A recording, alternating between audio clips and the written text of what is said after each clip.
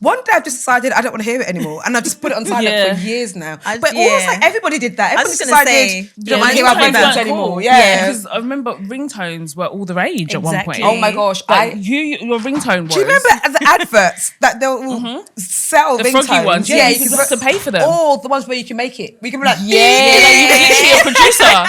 Was it called Colophonic? You're like beep beep beep beep beep. Like, what the hell was that? We've actually been through so much. We've lived through so much. We've been through so much. Okay, I assume we're recording already, Brent. Right, okay. Hi, you've caught us mid-conversation because we're having such a good time. Hello, beautiful people, and welcome to another episode of a show we like to call The Receipts Pod. Wow. Don't even know what we like to call it. What do we call it? It said pod. The pod was a bit too, I emphasised too much on the pod. That we like to call the Receipts Podcast. Hope you're all feeling good, feeling funky, and feeling fresh. Brentwood, what number episode are we on? Welcome to episode 303. I'm your girl, Tolly T. Just call me Audrey. And we have a special guest in the building. You want to do the honors, my love? Yeah, we have a really special guest, actually. Like, I feel like we've wanted this woman on for ages. Yes. And finally, the stars aligned and we have our favourite superstar in the building. We do! It's Miss Make some noise for Jamelia! Black British icon. Literally. Hello. Firstly, and don't tell me I drank water and minded my business. I know, honestly. I don't want to hear any bullshit. We're not buying that anymore. I'm not buying that. The streets don't believe it. Tell me the chemicals, tell me the lasers, tell me the treatments. I don't want to hear anything. I just mind my business and drink. What is it? What is your youth? Whose blood are you sucking? Genuinely, like, no. I've had a skincare routine since I was about 18. Okay, that's one thing I will say. Early, right? But. Like I've had one facial before, and you know what? I've got really sensitive skin, that's why I started my skincare routine. And I don't use like retinols, I don't use acids, I don't use like I've never had like Botox, anything like that. It's all, I wouldn't say natural ingredients because I still like buy my products, but like it's, as for me, my kind of barometer or whatever is like, could a baby use it, which sounds mad, but like it works for me. And also as well, my mom's got really good skin, my nan's got really good skin, they both look younger than all of my aunties look much younger. I love those genetic. That's good. I'm not that makes me feel better. Because I don't want to hear any, I just mind, no, that's not true. You're doing things, tell us exactly what it is I do drink a lot of water though. And I really do mind my business. Speaking of your business, we are here to mind your business for you. We have waited too long for you to get here. I know. For us to not ask the questions we want to ask. Just a pre-warning. Ask we away. wanted this for so long. And also you've been part of our lives growing up for so often, like, we'll get a guest here that I'd be like, younger you will not believe this shit. And you are absolutely like one of them. And one of the questions, and I'm sure you get it asked a lot, like, what's the story? How do we now get you as you are now? Girl.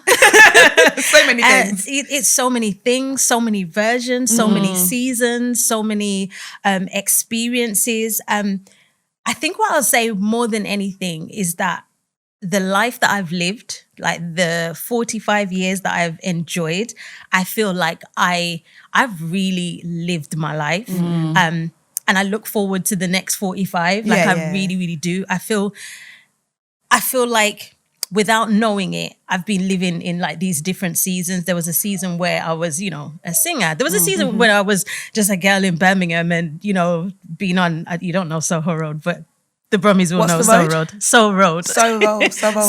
Oh, okay, Soho Road. Okay. But it's just like, I've had so many seasons, and at this stage in my life, I'm guessing you'd describe me as middle-aged, I'm sure, like, because I'm 45, so like if I live to 90, I'm in the middle of my life, I hope. And I just kind of feel like I've really I really lived. So, you know, you're saying like, what's the story? It's like, There what is so many part, stories. what season, Yeah, yeah, what, yeah. you know what I mean? How did you break into the music industry? How did you get your first big break? It was a total fluke. So I was in London for the Notting Hill Carnival. I think this was like maybe my second or third time being in London, but I went to Carnival. So I went to Notting Hill Carnival when I was 15, and What day? Sunday or Monday? It was Monday You're because naughty. my whole life. So I've got a whole section of my family that lives in Shepherd's Bush, and one of my cousins, she had a flat on the route, and so so we were at her house. But anyway, before that, and this is, I don't care about my age. I'm not one of these people, but I'm showing my age because your audience probably don't even know what this is. But I had a Walkman. Do you guys know a Walkman? Okay. Yeah. So I had a Walkman, and I had myself singing on my Walkman. Showed you how like narcissistic I was.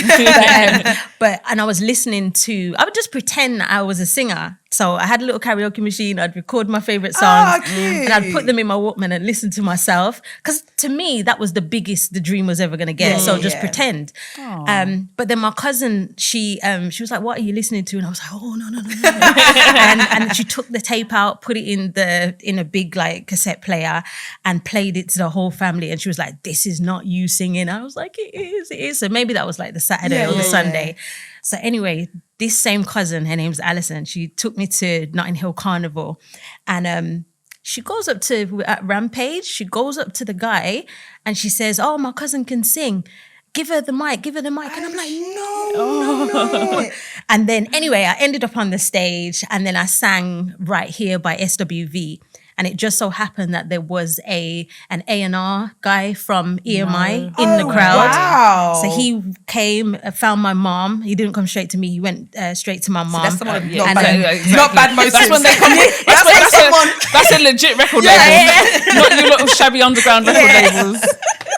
And and the reason why I know it was a Monday was because he asked us to go in to EMI Records the next day for a meeting. Like that. Yeah. And then on the Tuesday, he offered me a record deal. So I was only 15, and then I had to go back to school, and I was like careers day. What like, was your energy different? Oh my God, you must have walked in different. Listen, you know, it's like it was very much talk to me nice. No, talk to me nice. I used to have an attitude when I came back from the hospital. Yeah, exactly. If I came back to school, Right. I could like, okay, Exactly. what? Can you Who were you not imagine? chatting to? Because I was literally like, I'm going to be the next Mary J. Blige. Yeah, like, of it's course. you lot are, who are you? Yeah. Like, and then at my receipts. Sorry, at my careers, you know, you have that careers meeting with the teachers, and they were like, you know, so what is it you're going to pursue? And I was just like, I'm going to be a singer. And both of them burst out laughing. Yeah, they burst out laughing, and I was just like, oh. Okay, Yeah. but then when I left, I was just like, no, I'm actually, you know, I'm gonna do, because it was real by that point. Yeah. And so I'm, you know, I had what they call a development deal, so they develop you for a few years, and when I was 18, so a few years later, my same school invited me back to do a show. Were those two people there? Of course. Oh I was my like, God, how satisfying. I'm not gonna shout them out, but like,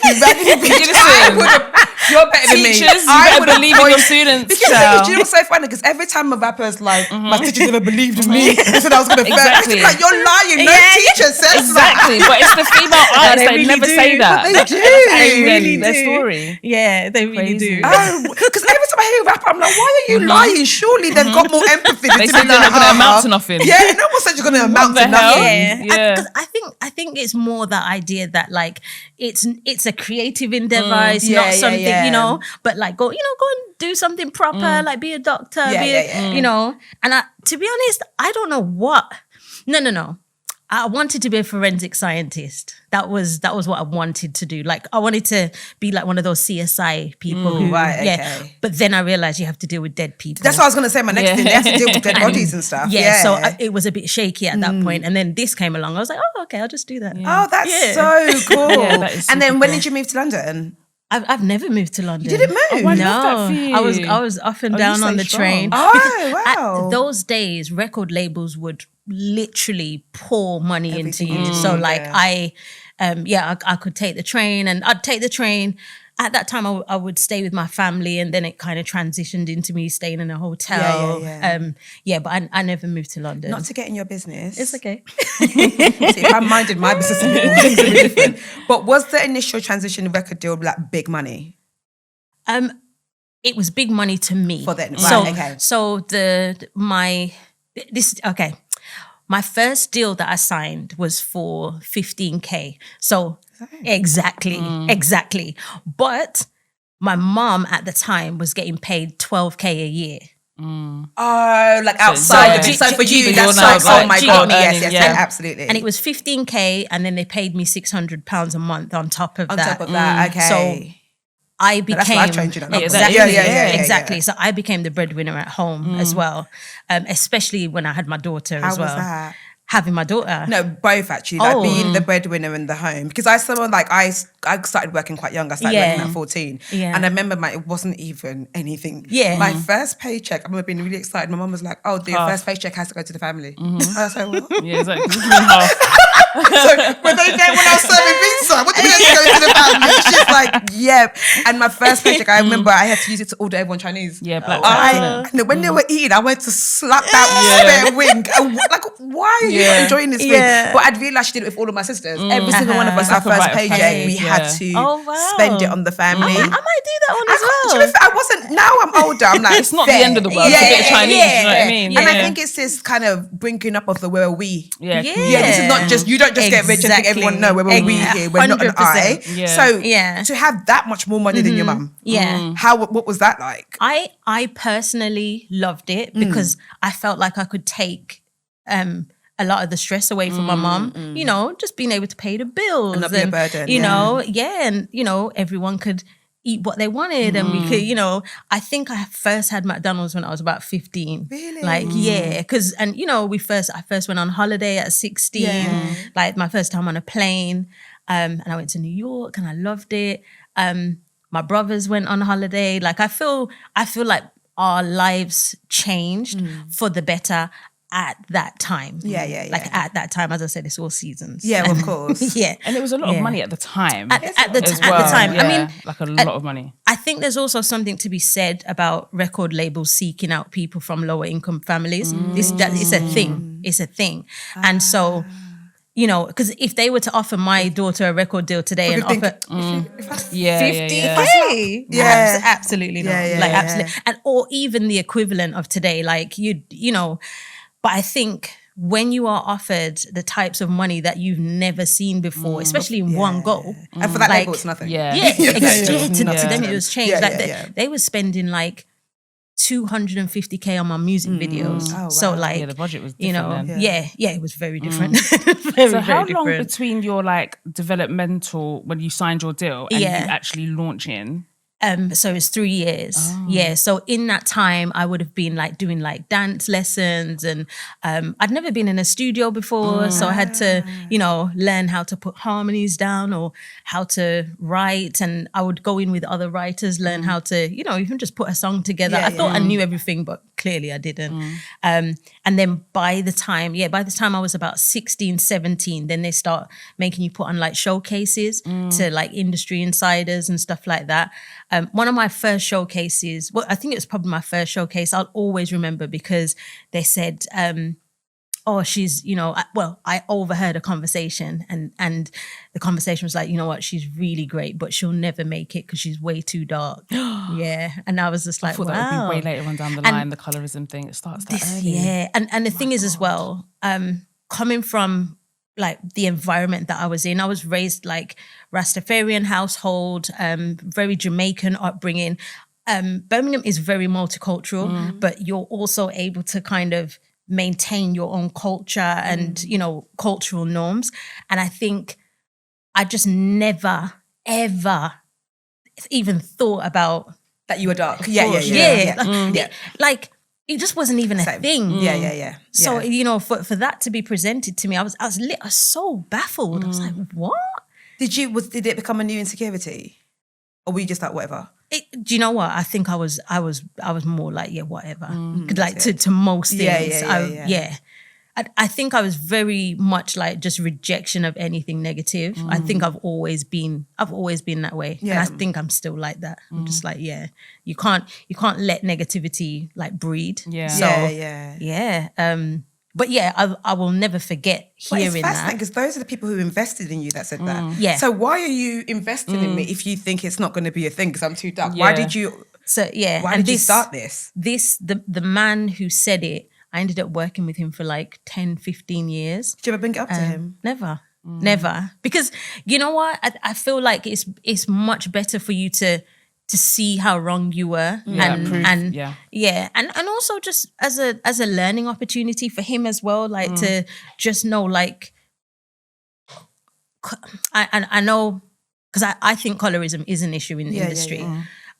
But to be a person who was able to do the thing whilst being this complexion, for me, it was much better to be the example than to be like all guns blazing fighting What's about annoying it. about that way is, and which I completely agree with, I think you did the right thing, is that it hasn't changed anything for anyone new. Like you'd think that like a lot of things, it's like, oh, we need an example of it being successful. And you were that example. You showed it could be successful. You topped the charts. You did what you had to do.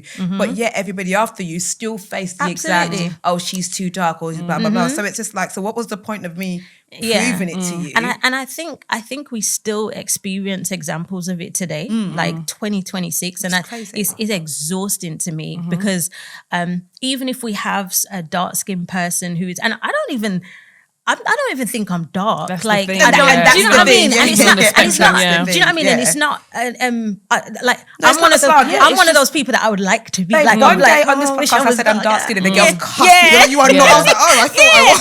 I thought I was. Yeah. It's like, I thought so I I know was. what you mean. Yeah. 100%. But yeah, I think because I've witnessed it so many times in this industry. We'll have like a really successfy dark-skinned person, and then it's like they churn out the lighter-skinned versions of them, and it's just like, why can't Put the energy here. or replicate her. Give us some more dark-skinned girls. Do you know what I mean? Yeah. Like, and because it still feels as if we've got this kind of one in, one out mentality that was similar to when I was doing it, and I just. Yeah, it's sad, and part of the reason why I was just like, I can't. There's a moment where you're like, you know what, get as much money as you can. There's a lot of money in the music industry, particularly then. But then it gets to a point where like your integrity, I start having daughters, and it's just like, you know what, I can't. My soul can't continue doing this, and you know, and eventually you become like a purveyor or complicit in the thing, and for me just like it was so uncomfortable that I was like, I've got to tap out and do something else. Absolutely fair. Yeah. So when you had your first daughter, how old were you? I was 20. How did the music industry take that? So Well, like, you're dark, and now you're Yeah. pregnant. No, you're yeah. What do you want us to do with you? Literally, you are unmarried. Like, oh. Do you know what? Genuinely, when I got pregnant, and me and everyone around me was like, oh, okay, well, this is it. You know, you've had a good run. Enjoy it. You know, literally. Really? Because like, I had seen it happen time and time again. You get pregnant, you're dropped immediately. Like, and I was surprised that I didn't get that call, or you know, I was wondering, is it going to be an email or whatever? Yeah. Someone knocked the door. No, it's fine. No, okay, sorry. But then when I had my daughter, 6 months had gone by, and then they no. When I had her, they sent me a bunch of flowers, and the flowers was like, you know, congratulations, we're so happy for you. Let us know when you're ready to return. And I was like, pleasant. Oh, yeah. I have a job. At what point had you had her? Where were you? What songs had you? That's my barometer. So at The that songs. point, I had like just my early catalog, but I had released Money. So Big tune. That tune, no. Big tune. I think you know what you And with did Beanie there. Man and the video, the thing Marie is, Antoinette of do it you all. know why I like it? Because I don't even agree with what you're saying. Yeah, does the show me you message, love but the me. beat was And great. it will make me scared. Trust That's me, I how I think know that I like it. 'Cause I didn't even hear what you were saying. I was like, she's chatting shit, but a banger. A banger. Nah, even that video. We had budget. Whose idea was that? Slaps. So it was, do you know, actually, I remember sitting around the like massive table. Imagine just me, little skinny black girl, at the head of the table, and then everyone else, like these older white men. Yeah. And I'm like, so I've got this idea. And then Beanie Man walks And in. then Beanie Man was a surprise, but I'll tell you about that in a sec. But so, and I was just like, oh, you know, I'd like to be, I think I was calling it Elizabethan clothes and stuff like that, probably the wrong era. But, and I told them the idea and they were just like, okay. And I was like, no, seriously, because we don't get to see ourselves in these kind of outfits and da-da-da.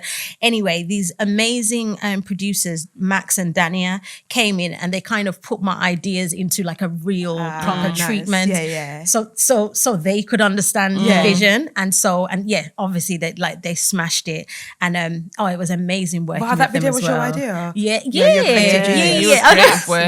That was ahead of the curve, honey. I actually remember watching it being like... Same. We never saw black people like that. I didn't think it was possible. Yeah, with such like elaborate, because you could tell money, like no pun intended, money was spent. Yes. Do you know what I And they're mean? used to videos of that Channel U quality. So you just think like 3310, a little phone. But to actually see the quality of it was it was such a good video. And that's the thing, even though I didn't have like a huge advance for my deal, I got a great, I got a budget for, you know, to do. And they would really allow me to like come in with my ideas and just be like, you know, I want to do this. They're like, okay.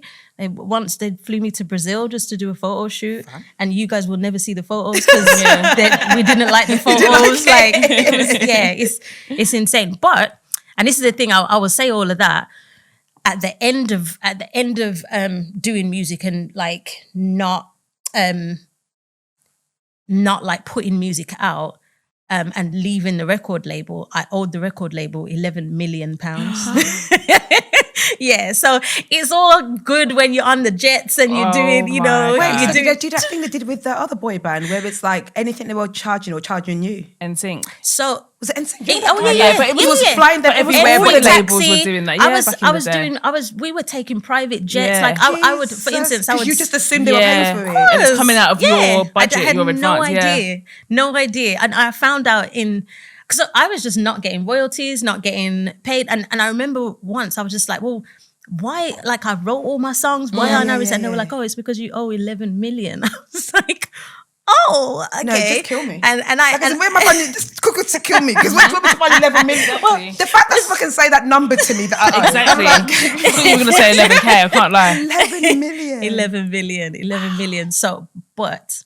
And this is why I think I'm really fortunate. So in 2017, I think it was Warner Chappell wanted to buy my catalogue and they have to go through me. They have to give me like an advance or whatever. And I gave them a really low advance, but I said, but you also have to waive the 11 million just so I start getting paid. Yeah. So I only started getting my royalties and stuff like that in 2017.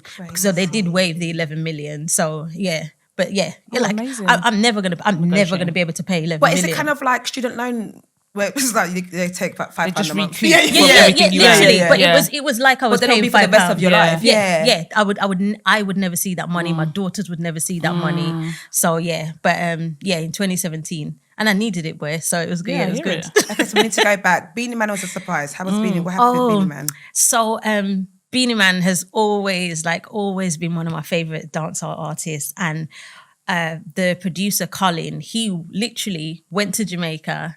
I'm paraphrasing here, but he went to Jamaica and said, "Where's Beanie Man? I need to find Beanie Man." And he found Beanie Man. I'm really, really breaking it.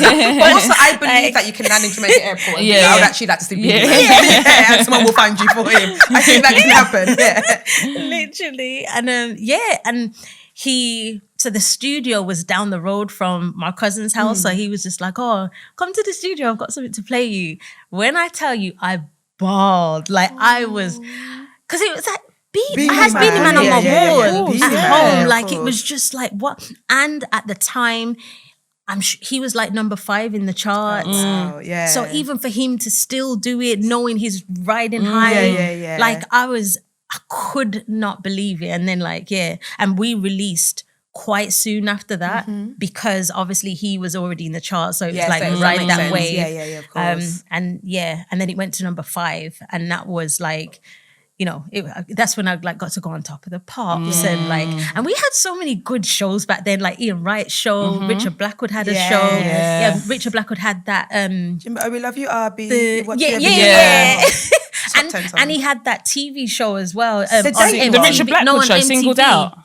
Oh, he had Singled Out with Sarah Atwood, I think her name was. Yeah, and that was the dating show. Yes. But then he had his own show. You had the Richard Blackwood show. Yes. Yeah, that's He was Channel 5 as well, didn't he? I can't remember what that. But he was, he was, I miss that era of Black Britishness. It was good times. Was there anybody they tried to PR you with, relationship-wise? Yeah, Usher. Oh, I would have said run that. From the top, make it hot. Drop that story right now. What's the Usher story? So, Usher and I did a photo shoot, and like we got on quite well. Like we were a bit flirty, I won't lie, but like he and then we swapped phone numbers, and so it was genuine. Yeah. And we were like talking, like this is. Don't get me wrong, like this sounds mad, even relaying it now. But also, you're saying this if you don't know who you are. Exactly. You're the like Usher was also doing a photo shoot. I hear you, but he was also doing a photo shoot with the biggest artist in the UK at the time. Do you get what I mean? Yeah, I hear you. But like, yeah, so like he would phone me and like, I remember just being like, what did he sound like? What did he sound like? Just like, you was he trying to act cool? No, literally though, because it's Usher D. Raymond. I would have been spazzing. Literally, and it was around the time that he was he released Confessions.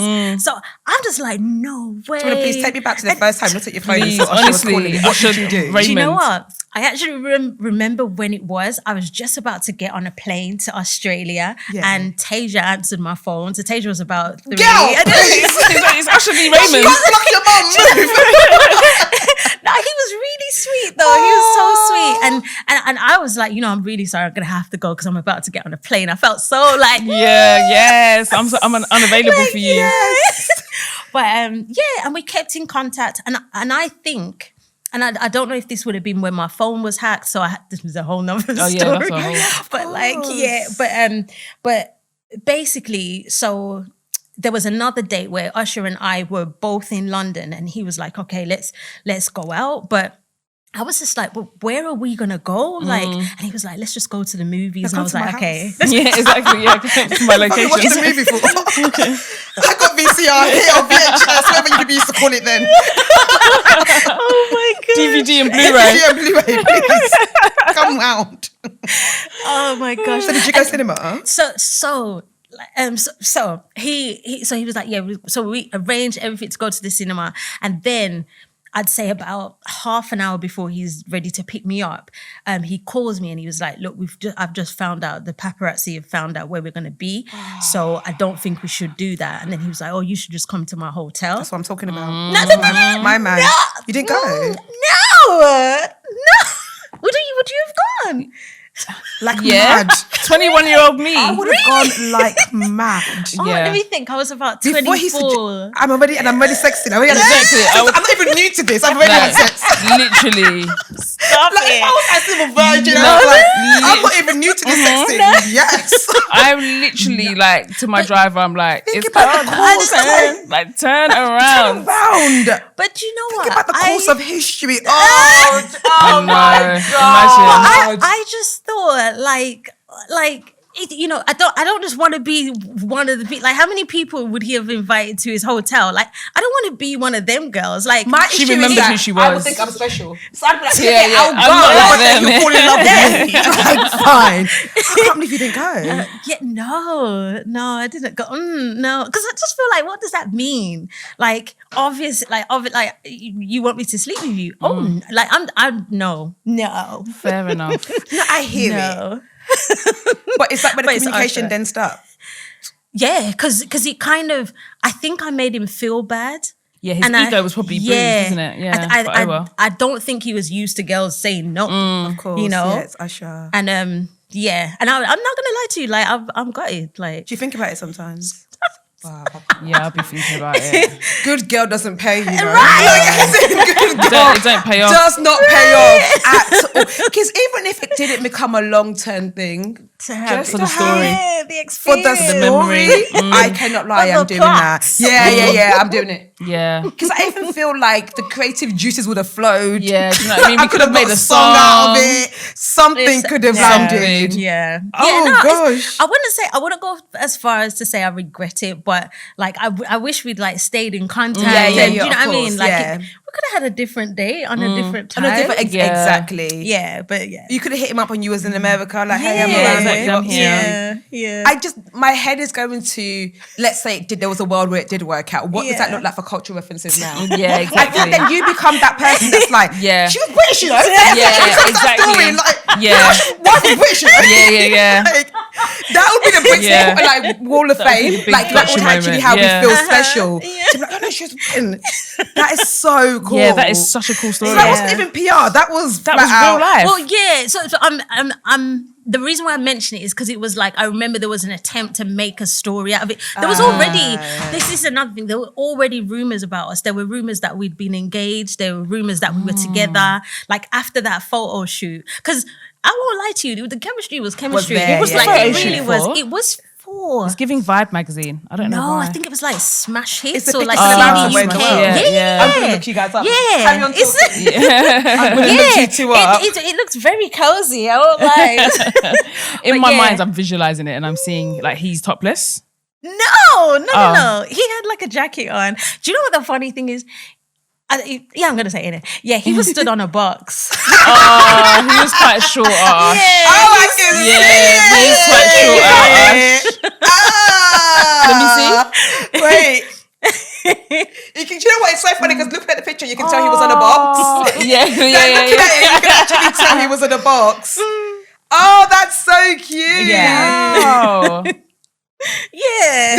Do you feel really weird like looking back at old pictures and seeing that version of your life and being like, what a time? Like honestly, even as you can see, like even 2024, talking about wow. it, even talking about it now, I'm just like, right, like that really it happened. feels like another Like life. that really, really happened. Yeah. And have you ever run into him? So the next time I saw him was when he was going out with Naomi Campbell. Do you ever remember that Did you period have of time? Naomi Campbell? Yeah. He must have been in a box 24/7. This is the thing, Naomi. She's not Not actually. at all. Yeah, Yeah, she's not not at all, actually. yeah. But we weren't in England. It was somewhere like, say it was like Italy or somewhere like that. It was at an event, and I'm gonna leave it there. No, and also you have to leave there because Naomi can fight. Yeah. She's not mad. She's not above. Yeah, she's not above dragging. Exactly. She's not above There must have dragging. been so many couples and things during that time that we never knew about 100%. because it wasn't the same as like now someone posting on Instagram and everybody could Yeah, get away with being going more official. secret. 100%. Yeah. Is there any secret ones? Yeah, what was the Is there any tea? secret dating that you That did me, that never came I out? wish. What were you Do you know what? I just kept going for waste, man. Like, just you know what? When I say that, my type is like I like normal people who remind me of where I came from, which is a problem. Like I'm really trying to get out of that. Yeah. Like to this day, but like I think I had this. I'm really glad that I'm speaking in past tense, but I think I had this complex of like trying to stay humble and not go above my station and all of that. You know, and I feel like people were kind of reverse respectful of the choices that I made. Like, oh, she went for a normal guy, you know, now I But the don't issue know. about going for a normal guy is a normal guy will think he can get you. Yeah. Do you know what I mean? Now anybody Suddenly you're attainable. they can have Yeah. a go. You have to, regardless of how people see you, you have to make them feel like I'm not attainable to you. Yeah. I don't care if you think I'm not pretty enough. I don't care if you think whatever. No, but not you. But Not I'm you. still, yeah. Nah, But when you you're date right. normal guys, other normal waste man guys feel like they can get you because you dated this Absolutely. normal guy sort of thing. Absolutely. So, and like, who did that benefit? Exactly. Was there ever a little part of you that felt like because of your upbringing, where from like you didn't deserve it, or was it just 100%. 100%. It's low self-esteem, you know, not growing up with my dad, not having any positive male role models around me. Definitely like a real need to feel wanted and, you know, this is going to sound so bad, but let me be so real. A normal guy will always put me on a pedestal, you know? And it's like, so I guess the low self-esteem is me not thinking that like, you know, a man who's got something about him could also do the same thing. And I feel differently now, but like, there's so much history. These are the things that I think I teach my daughters now. So these are the you know, their self-esteem is probably my number one thing that I work on with all of them from day one, because I feel like that's the thing that's the root. Changes everything. And the thing about that is that why not you? Like other women get to like as in what, why not me? Am I the one that killed Jesus? Like as in why can't I deserve nice things as well? Like why not me? So I think there is to have that as well. But I just want to, how did these normal men approach you? Because at the peak of who you, where were they? Where were you hanging? This is the thing. I never like have never experienced anyone approaching me. No one ever like. So it's always through somebody else. So I've met them through like. My ex-husband, I met. Oh God, I can't even admit this, but I'm not gonna admit it. I'm just gonna tell you a piece of what. Okay. But my ex-husband, I met through my brother, which is like nonsense, just in and of itself. And if anyone knows my brother, then you'll know that was nonsense. But anyway, I remember the headline. It's fine. We were there during the headline time. It's fine. But like, it's just. So it's always, but the thing is, like, I always saw that as well, like, oh, well, this person can vouch for that person. You know, one of the things that I've reflected on, especially like during therapy and stuff, is that I seek safety and sometimes I think safety is in the familiar. The kind of you know exactly. But like, it's a very different environment right now. What would you have said was your biggest heartbreak around all of that dating and the father of your kids and things like that? Do you know, I've never been heartbroken by a man. Okay. Like, I'm not, I don't know, I don't know if it's because I'm Jamaican and we grow up with so many of these like, you know, man is the easiest thing to get. Right, it's like the easiest thing to get, the easiest thing to let go of. But I think for me, the biggest heartbreak was my ex-husband, and because he harmed my children. And when I say harmed, like he broke their hearts. And so that and that was his intention as well. Like he did it intentionally. So in turn, I feel like that was my biggest heartbreak. But I wouldn't say it was because of him because I he didn't break so my much. heart. Do you know what I mean? And you know, during the dating stages, is there anything now that like hypothetically, no, not hypothetically, like when you basically looking back, you would say like, no, those are red flags that I wish I picked up on sooner. I think all the red flags are mine. Like my daughters, it's gonna sound so disrespectful. My daughters call me Captain Save-A-Ho because I love being of service. I love helping people. So if a man comes to me with if a man came to me with a sob story, and it's not just any man, but like I just felt so great to be like, you're like, you don't even have to worry about that. Like I got money. As that's one of my next questions. Did you give any of them your money? Every single time.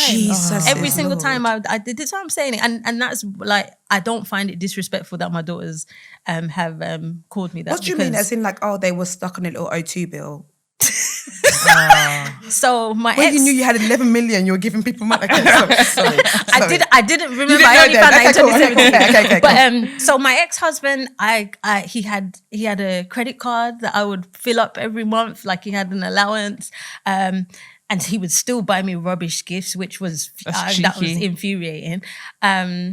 He would, you know, I'd pay for his car, whatever he wanted, he could have. Like, that's how I was. I like speak. And the thing is, I haven't been in a relationship since, so I have no. I hate even admitting this because it is embarrassing to admit, but like I have no experience of being the recipient of like a man's. I know exactly what you mean. Yeah. And it anything. I know what you mean in the sense that it feels embarrassing to a bit, but I think you'd be surprised how many that's a story for so many women. There's a really interesting article in The Cut that's talking about Gen Z girls that are mothering and giving money to their boyfriends, as in girls in the younger generation. And and I'm so confused by it because it's so weird that like my assumption is always we've learned from our mothers, we've learned from our aunties, but yet we just carry a cycle that even though it's like we should have seen how that man treated this person, so we know that's never take that.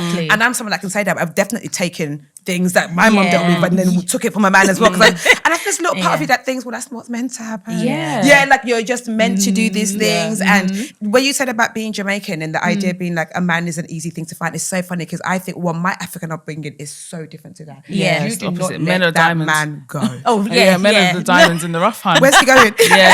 You hold on to him as much as you can. Yeah, I've seen that, and I've seen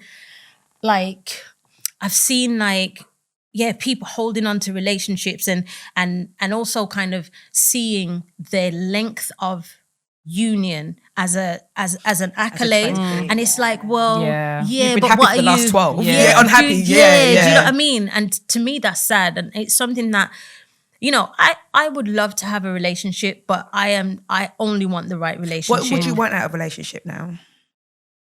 I don't know what it's like for someone to take care of me, and that's in any like arena. And I think I take care of myself very well. I love taking care of myself, but I'd love to know what it feels like to get somebody else to do it. Get somebody else to do it. And that's the thing. And I feel like it's not, and it's so bad that like the waste men that take advantage of women's kindnesses, because I don't feel like, because even the way you're saying it, you're carrying guilt and shame, and it's nothing for you to be ashamed of. At the end of the day, you were in these relationships with people that you loved, and in a partnership, you're supposed to help people. Unfortunately, the leeches and the vultures, sometimes they're the ones that will take advantage of your kindness. Like, it's a shame that like we have to be so like, I don't know, you have to like overthink before you do things that feel natural to who you are. As big and bad as I can sound, if someone was down with me that would like, hey, I need something, the likelihood I think it's more I will do it. The likelihood is like, more than not. I think more women are doing it than not, but people don't necessarily admit it because of the culture we're in, which is like, you know, rob these guys, take all their shit and all the rest of it. Yeah, and I think also as well, like when I was doing it, I had no problem with it. It was, for me, it was just an act of love. And I think it wasn't so much about the money. Like for me, I can make money. That's not a problem. But I think it's more about feeling depleted still, you know, and when you're, it's not, you know, relationships aren't transactional, but I do feel like you should get out of it as much as you're putting in. Like fair, you're the breadwinner, which is becoming a whole thing. Women are more likely to be breadwinners in homes now. Actually, exactly. But can you do everything else? Can you can you help me with the other things? Exactly. Then? Like fair, I will do this bit, but can you take this bit? Like, and a lot of men don't tend to take the other bit. I think that's how our relationship started, but then it ended up like, but I'm the man. And I'm supposed to, and and it's like, but you're just not. Like, you're not exactly to do it then. And I did, you know, it was like, if you want to go and get a job, you can, but you just need to make as much as or more than me, because you can't pay this mortgage. And I wasn't saying it like this, by the way, but I'm just saying, like, I feel like, you know, I understand wanting to feel like a man, but it's like, you know, but just do this in a different environment, because you can't do it over here. This is it. If this is lacking here, find other ways to feel like a man. Go figure something else out. Go box something at the gym. Like go figure something else out to make you feel manly. Do you know what another thing I think happened as well during that time? And I'd be so interested to hear other people's experiences around COVID. I think that this is where we started to get the influxes of like your Andrew Tates and stuff like that. And I remember all of us were kind of watching this new guy, Andrew Tate, Samuels, all of them guys, and I genuinely feel like it affected him, and that's when he started having these conversations. I'm like, where's this coming from? We were good, we were fine, you know. I don't even realize it was that recent. I was like, okay, COVID is not that recent, but in my mind it still feels like it wasn't that far away. When did you feel like, in all of your relationships, did you know when you had to get out, or do you think you stayed longer than you should have? I mean, I haven't had like many relationships, but I'm very good at leaving. Like, but I say I'm very good at leaving, but I'm a very loyal person, and I want to ride it till the wheels fall off. And that I want sounds to try wrong, but you everything. know what I mean. I want to try everything to know that when I do go, nobody can say I didn't try it. Yeah. And I feel like I'm that way inclined. So the 3 relationships that I've been in, they all lasted for 5 years. I was married for 5 years in my last one, and I feel. I've been married twice. Like, sorry, you even say that. They say the third one is the best one.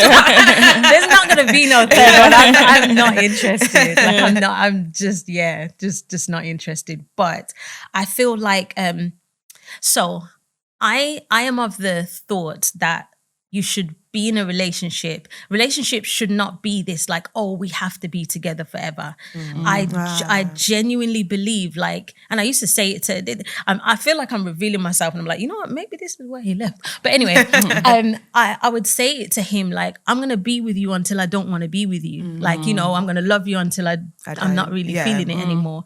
And if that's forever, that would be amazing. But if it's not, I'm not going to kill myself to, you know what I mean? I'm just... I love being happy, I love being content, and I love being peaceful. And I also love being that for another person. So if you're unhappy with me, please leave me alone. Just go. It's not a problem. And I feel, so I feel like I'm very honest. So if I'm not happy, then I'll say, you know, we'll have a conversation. I'm not confrontational in any way, shape, or form. But yeah, I definitely will leave if leaving needs to happen. Yeah. That's absolutely fair. It's like, it's so crazy to me because of like, obviously how we see you as a star. And it's just like, there's this very texture of being a woman that no matter how big you are, how famous you are, there is just still certain things that are just it's like your Achilles heel. There's always like just something that's like, because I see so many women, I'm like, I rate her so hard. Like, why is she with him? She's so smart. She's like this. Why is she with him? I always say, like, about men, the most interesting about men to me are the women in their lives. And there's just like, I always know who they are with the women they surround themselves with. I find it the most fascinating thing about them. And like, men are lucky, and some of the wastemen know how to pick very well. Yeah, they do. They've got high standards. They have got hindsight, insight, everything. They know who to pick and how to get it. They've got some high standards. Yeah. Because of the way that men are sort of conditioned and indoctrinated is that like they're deserving of the best. Yes. Absolutely. Do you know what I mean? Whereas I feel like we're indoctrinated in the opposite. It's just like, so long as it's a man, then you're winning. Whereas so you'll get like the bummies of the bums still trying to talk to women that should really be unattainable. So there's no categorizing with them. They're just like, I'm going to go for the best. I think they're brought up like that. And you see it in terms of how they chat people up. A man will chat. He doesn't care from this to this. It's a numbers thing for them, isn't it? And I even think that as a woman, if it was our job to chat people up, I think I would know what's on my level. Yeah, same. Like, do you know what I mean? I'm not just going to wake up and go chat up David Beckham. Yeah. Let's be for real, girl. Yeah. I'm like, what? They're never for real. They just go for anyone. Literally, like, but I will. And again, like, I'm not sure how this works in London, so I don't want to incite anything over here. But like, I'm very much like, I don't know. I will say to a man, does it look like me and you suit? Like, do you know what I mean? How did you think I was going to go? On your spec. I'm on your level. That's such a nice, polite way of saying what did I reply back to that? Do you know? To be honest, I think most of the time there's no kind of real response, like, but like, and also as well, like my daughters are 25 and 20, my oldest too. So now I'm also witnessing them getting them chatting. I say it at least once a day. Like, does she look your age? Yeah, like, what you know? doing? Yeah. Like it's I don't know, especially in the UK, they like it seems like every man is just like go. Yeah. I said earlier that no one chats me up, but when I'm in London, like, you definitely every day, Yeah, like, but I'm oh sure. gosh. No, because you are stunning, and also beautiful. you have made some beautiful children. Oh, all your girls. Every single Every single one of them. It's not even one I said. Yeah, Obviously, not they will one. never say if there was one. That's a bit like, Actually, like, legitimately. but like genuinely, like I remember there was a time you used loads of photo shoots with the girls, and it was just so I'm like, oh my god, what a beautiful family. I love your relationship with your girls. It's incredibly sweet. So is it something you're very intentional about your relationship with them? Oh my gosh, yeah. You know what? When I was growing up, I always wanted little sisters, and I never got them. So but I believe I was meant to be a girl mom. Like it's just such a pleasure, such a joy. Like, and I feel like they're all different versions of me. So I feel like I'm parenting myself. Like, what did you need when this was you? It's just, that's good. It's the most beautiful feeling ever. Like, I love being a mom. And I've been a mom for like 25 years. And I'm just like me and my oldest too, we just went to Paris this weekend, just like for a girls' trip. And it was the best. And I'm just like, and the amount of times I was like, oh, you two are really my brethren. Yeah. That's super cute. It was really, really, I've got a lovely relationship with them. And then the younger two, they just like, they idolize me and my older two. Like it's honestly, it's so cute. And they're role models. Yeah. And I think I've just noticed like how much people root for me and my family, especially after knowing, certain situations that we've been through. And so I've decided that like I'm gonna, I don't know, like just do something where people get to know my family. I don't know, just content wise, just because I feel like I want to share this joy as well. Like I don't think that people understand how much their kind words, their DMs, their prayers have like helped my family. And like now when I look around and like what I get to experience after going through, the most awful time, like it's those kind of things that really helped me to get up as well. Do you know what I mean? And so it's kind of, I feel like it's a group effort. Like come and meet your internet nieces. Like, you know what I mean? Often like people focus so much on like the trolls and the negativity, but honestly, I think of it as well. There is some people who really support you, and I don't think they realize how much it means to you, and they write from the heart. Honestly. They are so lovely about it, and weirdly, it's always at the right time. Honestly, it's always at the right time. How did you know I needed that today? It's always at the perfect time. And I feel like that side of the internet really needs to be celebrated so much more. Like, especially for Black women as well. Like we need to see the joy. We need to, babe, I was trying to work with her for a podcast for Jamelia and her daughter.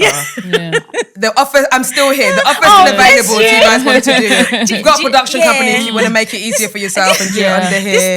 This is the thing. It's literally like, I feel like my life is so full, but I really do want to do it. Let me know. The deck is still available. I've done all the work. It's ready when you're ready, babe.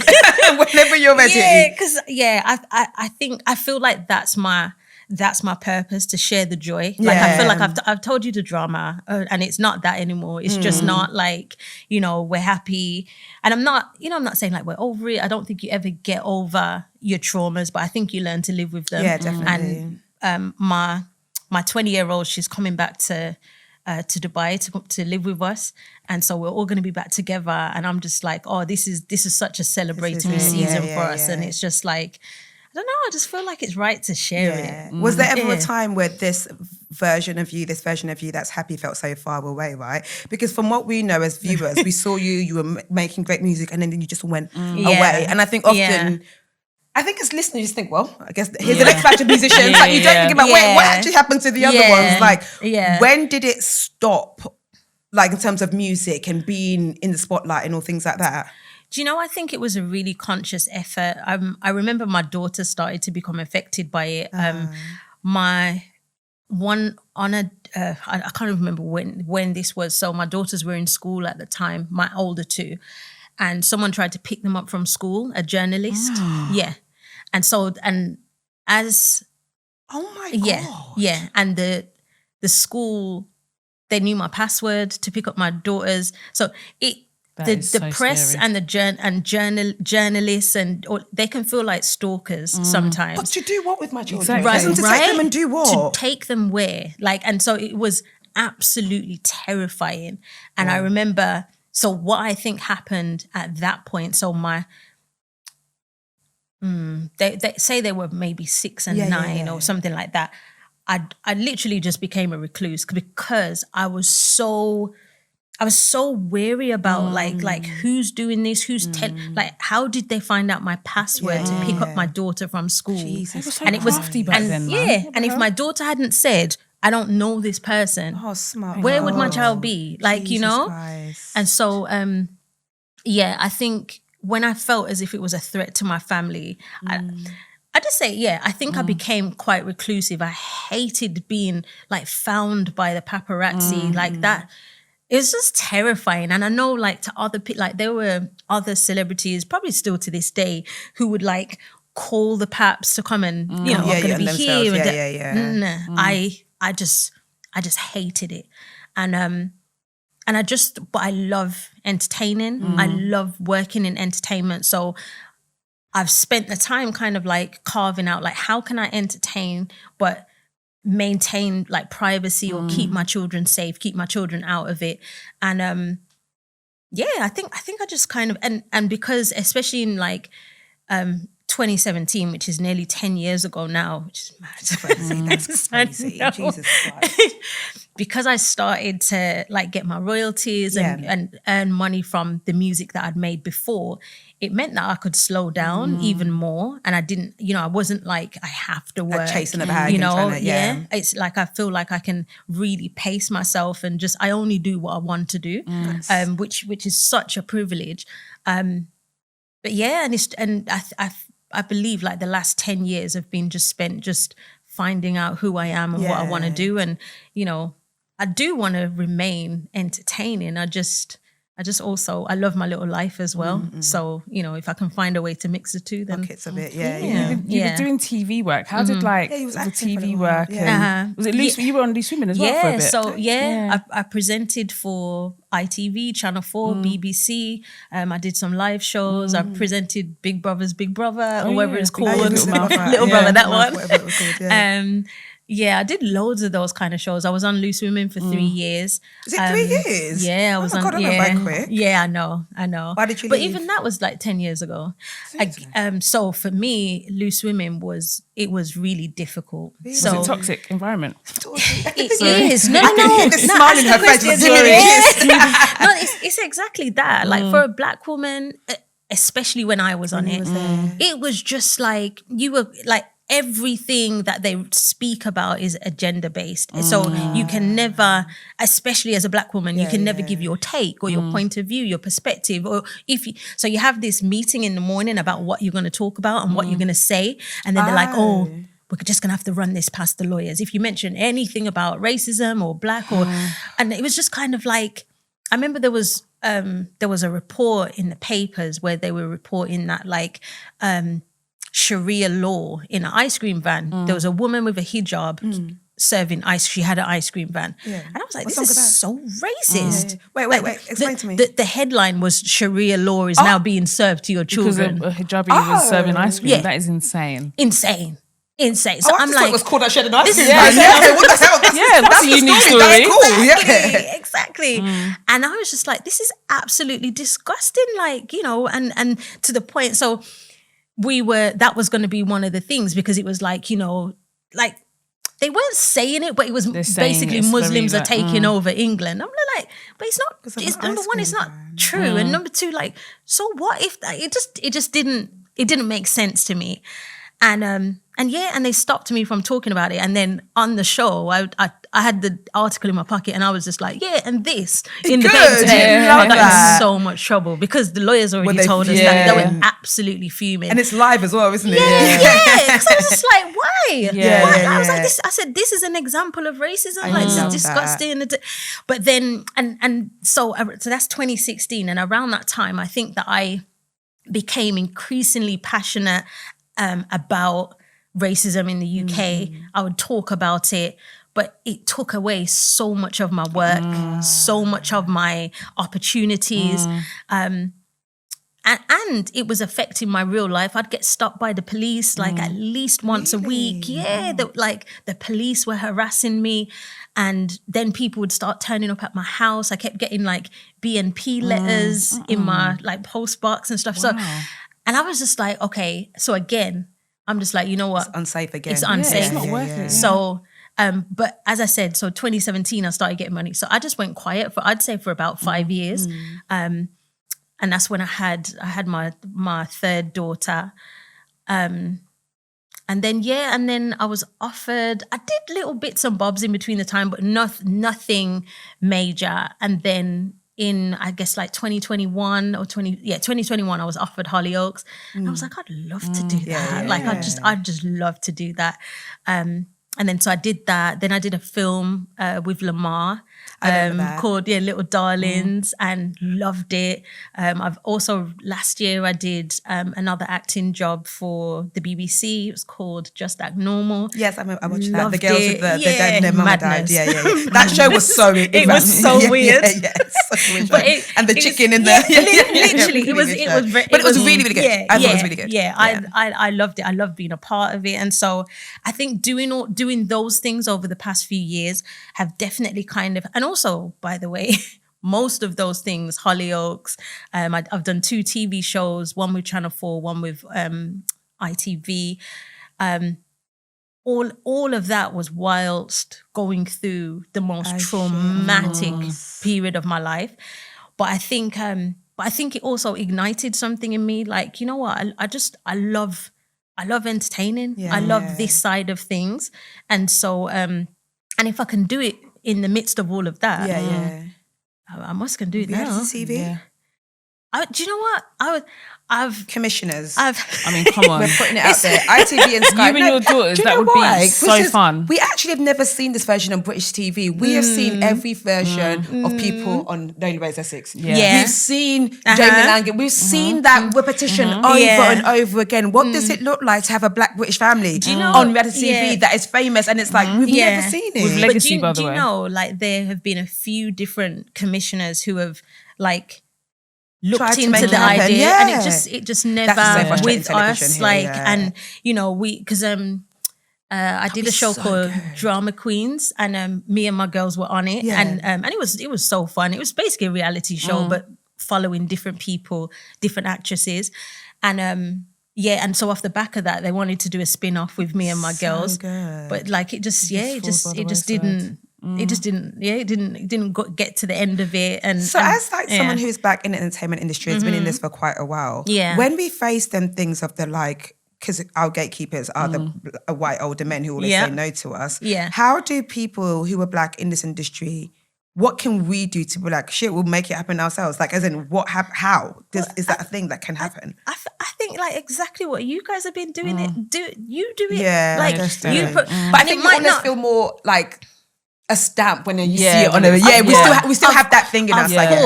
Of course, but I think we also have to remember that we live in the UK. It's their country. It's never going to be ours. This is so sad. It is sad, but it is. Yeah. And like even like I've been in the UK. One every 10 years is not too much. Right? Sorry, go on. Yeah. And I feel like I still might do something, but I'll just do it myself. As you say, it's not going to have the same accolades. Like, I would love to have a reality show or something like that, but there also may not be the demand for it. Like, we might want to see it, but do they? How many people are asking for the ones that we're getting now? Yeah, exactly. Exactly. Because it's the same people that are constantly being recommissioned. And it's the same stories, and it's the same lives that they live. It's the same thing. Because I look at, for example, like Billy and Sam Fairshire, and I love them. I think they've done so well for themselves, but nothing really happens on those shows. But I feel like the people like to watch reality TV because we're voyeuristic. So it doesn't even have to, it's just like a black mom and her 4 beautiful daughters existing. Ultimately, it's a mom and her story. Kids. Yeah. It doesn't have to be, you know what I mean? And it's just like the day-to-day things that come up when you're parent, like there's so many different angles. I think people would, but I feel like they've put in people's heads so much that like black doesn't sell, black blah, blah, blah. But I feel like it's because there's just too much focus on like the blackness of it all. Do you know what I mean? Like, do you know what I mean? It's just like when, stop looking at it like it's a black show, look at it like it's a show. And those that gravitate towards it will gravitate towards it. And they clearly do need new things being commissioned, because when I watch ITVB, it is reruns of the same thing over and over and over again. I'm just like, surely you could put something new in this slot instead of showing another old regurgitated episode of Tower Wheel or whatever. I've got a show coming out on Disney. Disney is commissioning, by the way. Just in case you want to do it. They got some money there in case you want to pitch anywhere. No, it's true. And I think also as well, I may have complicated things by moving to Dubai because, you know, people might be like, oh, you don't even also there's a story there, right? Because so many Brits are going to Dubai. Why is that? Like, what is it that we're lacking here that people are doing that? Why do you think that is everyone's going to Dubai and should I be going? Yes. I've never actually been to Dubai in my life. Have you not? No. Number one, yes. I think especially for me, I was struggling over here. And I just mean that just in general. I'm not even, when I say struggling, especially as a parent, especially as a woman, like the fear I feel walking down the street when I'm over here, it's non-existent. I can do anything I want at any time. And when your I'm fame over to it as well. Because this is it. It's only the Brits that really know me in Dubai. So, but I can do. I mean in Dubai. I think you're worldwide. But like it's it's just it's a totally different pace of life. Like I think especially as a mother and a Black woman, it is normalized that you're experiencing just this certain level of anxiety all the time. And then when you go to Dubai and you live there, it's just like, it can be and everyone's like that. The kids are like that. My older two daughters, I feel so supported. There's no such thing as a single mother in Dubai. There's no stigma. It's just so even though your family are not there, you still feel like you've got really good community. Oh my gosh, there. I'm way more supported in Dubai than I ever was in the UK, and and also it's normalized like to have help. Like I've got a nanny, I've got a driver, I've got and these are things that I could not have over here. Like I'd just understand because I wave the 11 million don't mean I'm making it. The ability to afford that here is you actually have to be you're in the belly if you can afford that. Of course, here. I had a nanny at one stage and it was like 4-5 grand a month, like insane. And then you got school fees and then you got to pay your mortgage. Nonsense. I'm strapping that baby to my back. That's basically wherever how I'm much going, you go. It's Pretty ridiculous. much how much flipping nursery costs over here as well. I can't believe you guys could pay that much for nursery. Nursery is a joke. It's so expensive. So my nanny and my driver, I would say I probably spend about 1,500 for both for a month every month. God. So and then and when I say she's my nanny, she's like a mother's help. The family. She's helping to do the laundry and she's she might cook one or two times, and it's just it's like having another mother in the house, And it's just it's just beautiful, and everywhere you go, you're just like children are celebrated. Well. You know what? That's a bit of a myth. Apparently there's a ghetto there. There's definitely a ghetto. There's definitely a ghetto. But I think for me the main thing is just the lack of anxiety. I'm not anxious. I've been a mother of girls as well. Like I don't worry about my children at any point of the day. Whereas here I spend the entire time worrying about them. Like, is that just a part of like motherhood? You just, like you're as soon as you give birth, you're in a constant state of literally. Surely me, I think I'm actually quite an anxious person as well. And I am, I don't know, it's also being a single mom, I think there's this thing of like, people already think you're kind of incompetent or lacking something. So you've got this thing where it's like, my children always look nice, or because you don't want people to think, you don't want people to think that they're having a less than experience. But it just doesn't feel like that. Do you know, it's so funny you said that. A little while ago, I read this article and it was titled, "Women can't do better than way into good men." Because I think every time women can't do better their way to a good man. Yeah. Okay. Because I think the assumption I think was reading was that like every time a woman is in a bad situation or whatever, they was like, well, she should just pick better. Yeah. And then you just know, but you just pick better. She just pick better. And it's annoying. like, the annoying bit of making men's bad behaviour onto the woman's problem. It's Why always, didn't you choose the guy that was better?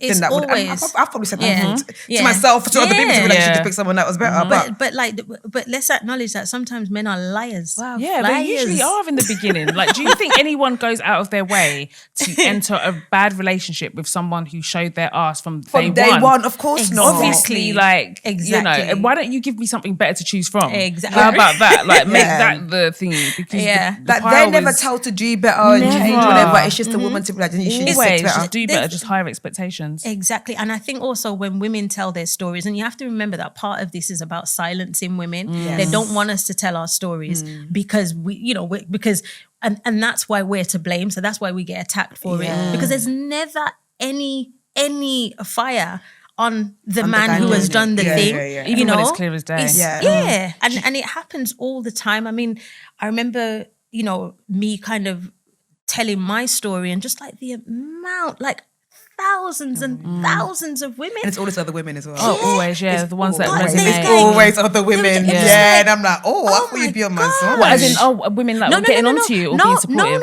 No, saying their stories. Like saying, I've been in something similar. It's so good to hear someone else speak about what did this. He actually do? Like, he just left. I was 3.5 months pregnant and he just got up and left. We'd been married for 5 years. Huh? As how? Like, did he go buy something? No. Yeah, like, what did he say? Literally, I was like, what's wrong? What's wrong with you? And he was like, I'm leaving. And that was it. And then the next day he was gone. Like, it's men always choose themselves, you know. This is my husband, the father of my 2 children. Like, I was pregnant with his baby. Like, and I'm just like, I didn't speak about it for maybe two and a bit years. Because what's so funny is that, remember, we spoke about it here, that can you ever truly be blindsided? Like, I would never, because I'm one of those people. Well, there must have been signs. Yeah, like, sure he did something. Yeah. And I'm just like, no, girl. It's literally like you see, I can't even vocalize it. Like the level of blindsidery was immense. Like, I just could not believe it. And the worst thing, like, his son was in the house as well with me, and he left all of us, and he took my car, and it was fine. I love his son. No, I mean, the car just like it was. I was like, you took your car. I was about to say, fucking cheat. But yeah, it's I don't know. Like, you never you can. I would like to think that there were signs, because I'm not gonna say it was like the perfect. Yeah, but of course, still. But it was just like, what? What do you mean? I think I was getting punked. Yeah. Like, literally. Yeah, exactly. Ashton's contract is coming out right now, because what are you talking about? Literally, I'd like, even today when I was driving here, like, he's from like around here, and I was just like, maybe I'll see him. Maybe, and what will I do? No. You left and you have not seen him since? No. In an imagined scenario, you saw him today, what would you do? I was ready to jump out of the car and punch him up. That was my first thing. I'm the least violent person on the planet, but someone, you know what it is? People don't get tumped up anymore, and that's what used to happen back in the day. Good old and I feel down. because and I think, like, even me moving to Dubai is because I'm disappointed in everyone. How is, like, no one punched him up? Yeah. And sorry, I shouldn't be inciting violence. But even we like, advocate for that here. Like, even I do advocate for violence, but even like verbally punched him up. Like, why is no one standing up? Like, what the fuck are you doing? Like, there was no repercussions to his actions. Like, he just got to do. And it's so wild. Shall I tell you the worst? Like, his mom and his sisters, that's what that's disappointed sometimes me they're more the than enablers. anything. Oh my God, sometimes they can be the worst they're the worst. enablers. Because my brothers could never come to me with this nonsense. Never. I Did they ever contact you and thingy? Like, no, I contacted them, and all of them were just like, literally, go to hell. Like, go to hell. And I'm like, I'm here, I'm struggling. Like, this, he's left the kids and da-da-da. And it was literally, I literally got a message saying, why don't you go and get a nanny? Why don't you go and get a chef? Why don't you, like you've got money? Jealous of you? Yeah, why don't you go and get a driver? I've got 2 out of 3 now, so. Yeah, exactly. Don't worry. Just a little update. Yeah. Tick. Exactly. I took your advice. That is crazy. That's crazy. So he picked up his son. Don't tell me you took the son on. No. I would have, I would have in a heartbeat. I know you would have. Yeah, that's why I'm like, please. In a heartbeat. No, he came back because he came back for things and stuff like that. But because, again, if you want to leave me, that's fine. Like it wasn't fine, but just you know what? Yeah. I'm not gonna hold anyone hostage. So there were a period of like maybe 1-2 months where he was like coming in and out, and then the final straw was when he. I'd say it was about 6 months. I was ready to pop. Pregnant as well. Yeah. Jesus Christ. So I was ready to have the baby, my last daughter, and he said to me, you know what, I really would like us to try with this relationship, try and make it work, but the only thing is, like, the older 2 girls have to move out. I said, get out my house. No, my God, no, that's, you get out my house. In the face. Get out. Like, what? Is he sick in the head? Like, what? The actual cheek and ball. You wanted my business, like, you got. Wait, but also no, I really did, because I'm dumbfounded. I'm literally not even, but like at the experience and at your ability to laugh and smile. And the thing is, like, anyone who goes through heartbreak, you know one day you'll be okay, but in that moment, it actually feels like you're about to die. Like, I remember sometimes waking up to be like, I'm alive again. Yeah. Exactly. I'm back here. And I think that's what's important to me, and it's the reason why I talk about these things. Like, so many of us experience these things and think we're the only one who's experienced it, we're the only one who's ever, and like, as you know, I know that people kind of look at me as in this certain way, and I'm like, yeah, even me. So just know this is not, it's not a you thing. It's not a, it's just people are going to do whatever they're going to do. And I think, and I know I'm in a great place right now. I'm so happy, so healthy. And I kind of feel like it's so important for me to speak from this side of things. Just understand. There were times where I couldn't even walk. Like, it was that debilitating. And like, so to know I was there and to know that I've gotten here, at that point, I couldn't have seen me even having a conversation, like, because I had like an emergency C-section. Of course you would. You'd be so stressed out. My lungs kind of collapsed when I was giving, but when I was having the C-section, because they basically gave me too much epidural. You know what the epidural is, and it went up to my lungs, and so my lungs stopped working, and so. That was so at that point, and we know the statistics. Exactly, Black women as well. Yeah. So they sent my 2 daughters at that point. So Tiani had the baby with her, sent her out of the room, and I was just like, imagine, like, and I was just literally like, we can't. It can't stop here. Like, this can't be the end of the story. Yeah. We need a happy ending, please. How do you parent going through heartbreak? Because you have to be there for other people. Yeah. These young lives rely on you, and you're going through emotional torment. Genuinely, there just came a point where I had to stop the performance.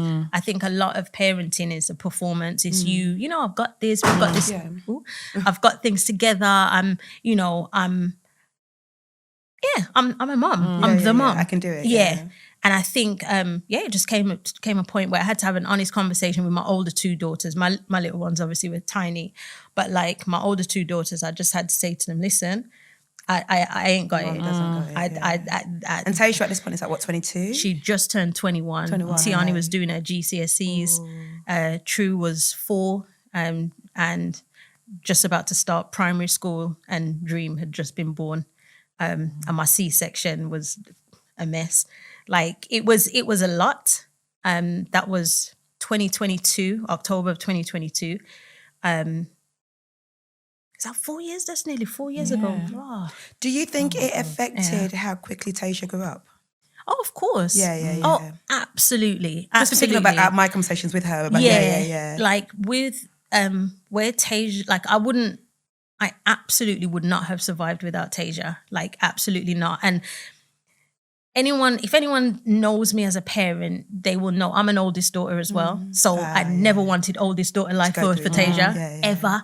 And so to put her in that position because of my actions, like, that made things 10 times worse, because you're seeing Tasia's doing things like the school run, or she's ironing the school clothes, or she's, making dinner. And I know they sound like normal things, but when it becomes your responsibility as a daughter, like, that's what I never wanted for her.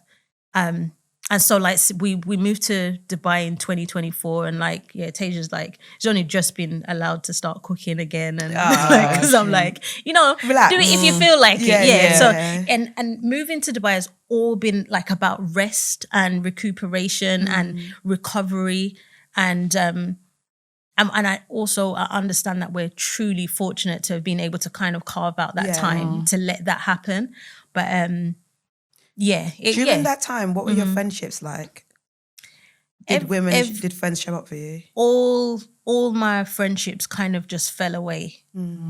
So I'd say one in particular fell away because I was embarrassed, because I had a husband, I had a mother-in-law and family, I had my own mom, I had my dad, I had brothers, and none of those people who should have been there were there for me. So I'm going to, like, to me, you're an external character. And I felt embarrassed to be like, So were they not there because they didn't know, or because they couldn't be there? Some knew and didn't show up. Some didn't know. And obviously we're just like, what's going on? With her, I'd had a baby and didn't let anyone, I didn't tell anyone that I had her. Like, I think that some of my friends would have found out when I did the OK shoot, and I just did the OK shoot because like, I was like, oh, just make some money because I was out of it. I feel like that period really changed my life. I think I'd say like I lost all my friends in that time for one reason or another, and not always because of them. Like, sometimes because of me. And even to this day, I've said it before, like I feel like I don't have the capacity to be a great friend to anyone. I'm very focused on my daughters. I'm very focused on, ensuring I can feed my daughters and I might have money, but I feel like it's money. It's like money that I've got to live. I really would like to, create something that lives on after me. And so I'm really focused on that. But I think you miss that. Miss what? Friendships and friends. For sure. Like, I have friends in Dubai. But I just don't think that they are able to kind of develop into deep and meaningful friendships, just because I'm just like, some days I'm going to be a great friend and some days I'm going to be But unable. Is that not what friendship is, right? I think to me, friendship is knowing that there's inevitability. It's inevitable. That sounded American. It's inevitable that this person is going to change. I think friendships break down when you expect that they're going to be the same person for the rest of their lives. They're going to change when they have a kid. They're going to change when they go through a divorce. They're going to change when they get married. They're going to change when a parent dies. There's so many big exclamation mark moments in life that your friend is going to change. You're just going to change one day because they decided they want to rebrand, even if nothing's happened to them, right? So I think if we always assume that your friend is going to change, you can maintain that relationship. I agree. The problem is if you think, it's not the same how, of course it's not the same how it used to be. I've got friends that sometimes we'll talk every single day and there'll be months of nothing. Because it's not like life happens or whatever. I think maybe I haven't been great at choosing those types of friends. Because I think I love being in like a nurturing role. I love being, the person that you come to for advice and help. And, if you want a recipe, like, that's the type of friend I've been. And then I think that was the first time that I really just broke down and was unable to be. And I think all of my friends didn't really know how to deal with that version of me. Because that's what feels so unfair, because you've been taking care since you were 6. Since you signed that contract deal after Notting Hill Carnival, you've literally been taking care of people. So even if it's not a romantic relationship, I think you deserve care via your friendship. And it's disappointing that in that moment, which is the most obvious, I can't do shit anymore. That people didn't rally around you. And I think, so I've got my analogy, my rock star analogy. I haven't mentioned it in a while. I like you guys to spread this analogy far and wide and just use... I spread it the other day. Thank you. Did you give them my Of course I did. Thank you very much. I want it far and wide and I would love credit for it. And the idea is friendships are a rock star, right? It's a rock star relationship. There are times where you're the star, there are times I'm the rock. And those things need to be interchangeable. So for years, you'd been the star that looked after people. Like, who was ever your rock when you needed it to be like, guys, I need your help now. And sometimes stardom is not just when all is going great. Sometimes you're the star when it's going shit. And you just need something that's stable and that's a rock and that's there for you. And that's why I mentioned friendship, because I think in the whole of your story and most heartbreak stories you hear, and then my friend Lucy came and picked the kids up and she was the one doing it. And I think it's unfortunate that it had been your older daughter that then had to do that, whereas some cases it'll be friends that will build that up. I think I was always that friend, but I don't think I necessarily had that friend. But I do, and people say this is unhealthy, but I do think my daughters are my little friends. Like they really are my good friends. I talk to them about anything, and you know, maybe not everything, but anything I can talk to them about. And I think it's probably the most solid relationships that I've had. And again, because of back in the day, I had friends, but like because my phone got hacked, I didn't trust anyone because so much information was ending up in the papers. I'm like, well, it's got to be one of you guys. So then I'm a recluse, and then I start recluse. You know, I'm a recluse again after the school incident, and then. So, and I think maybe I'm the problem sometimes as well, because I will pull back. I will pull back to the bare minimum to whenever I need to heal from something.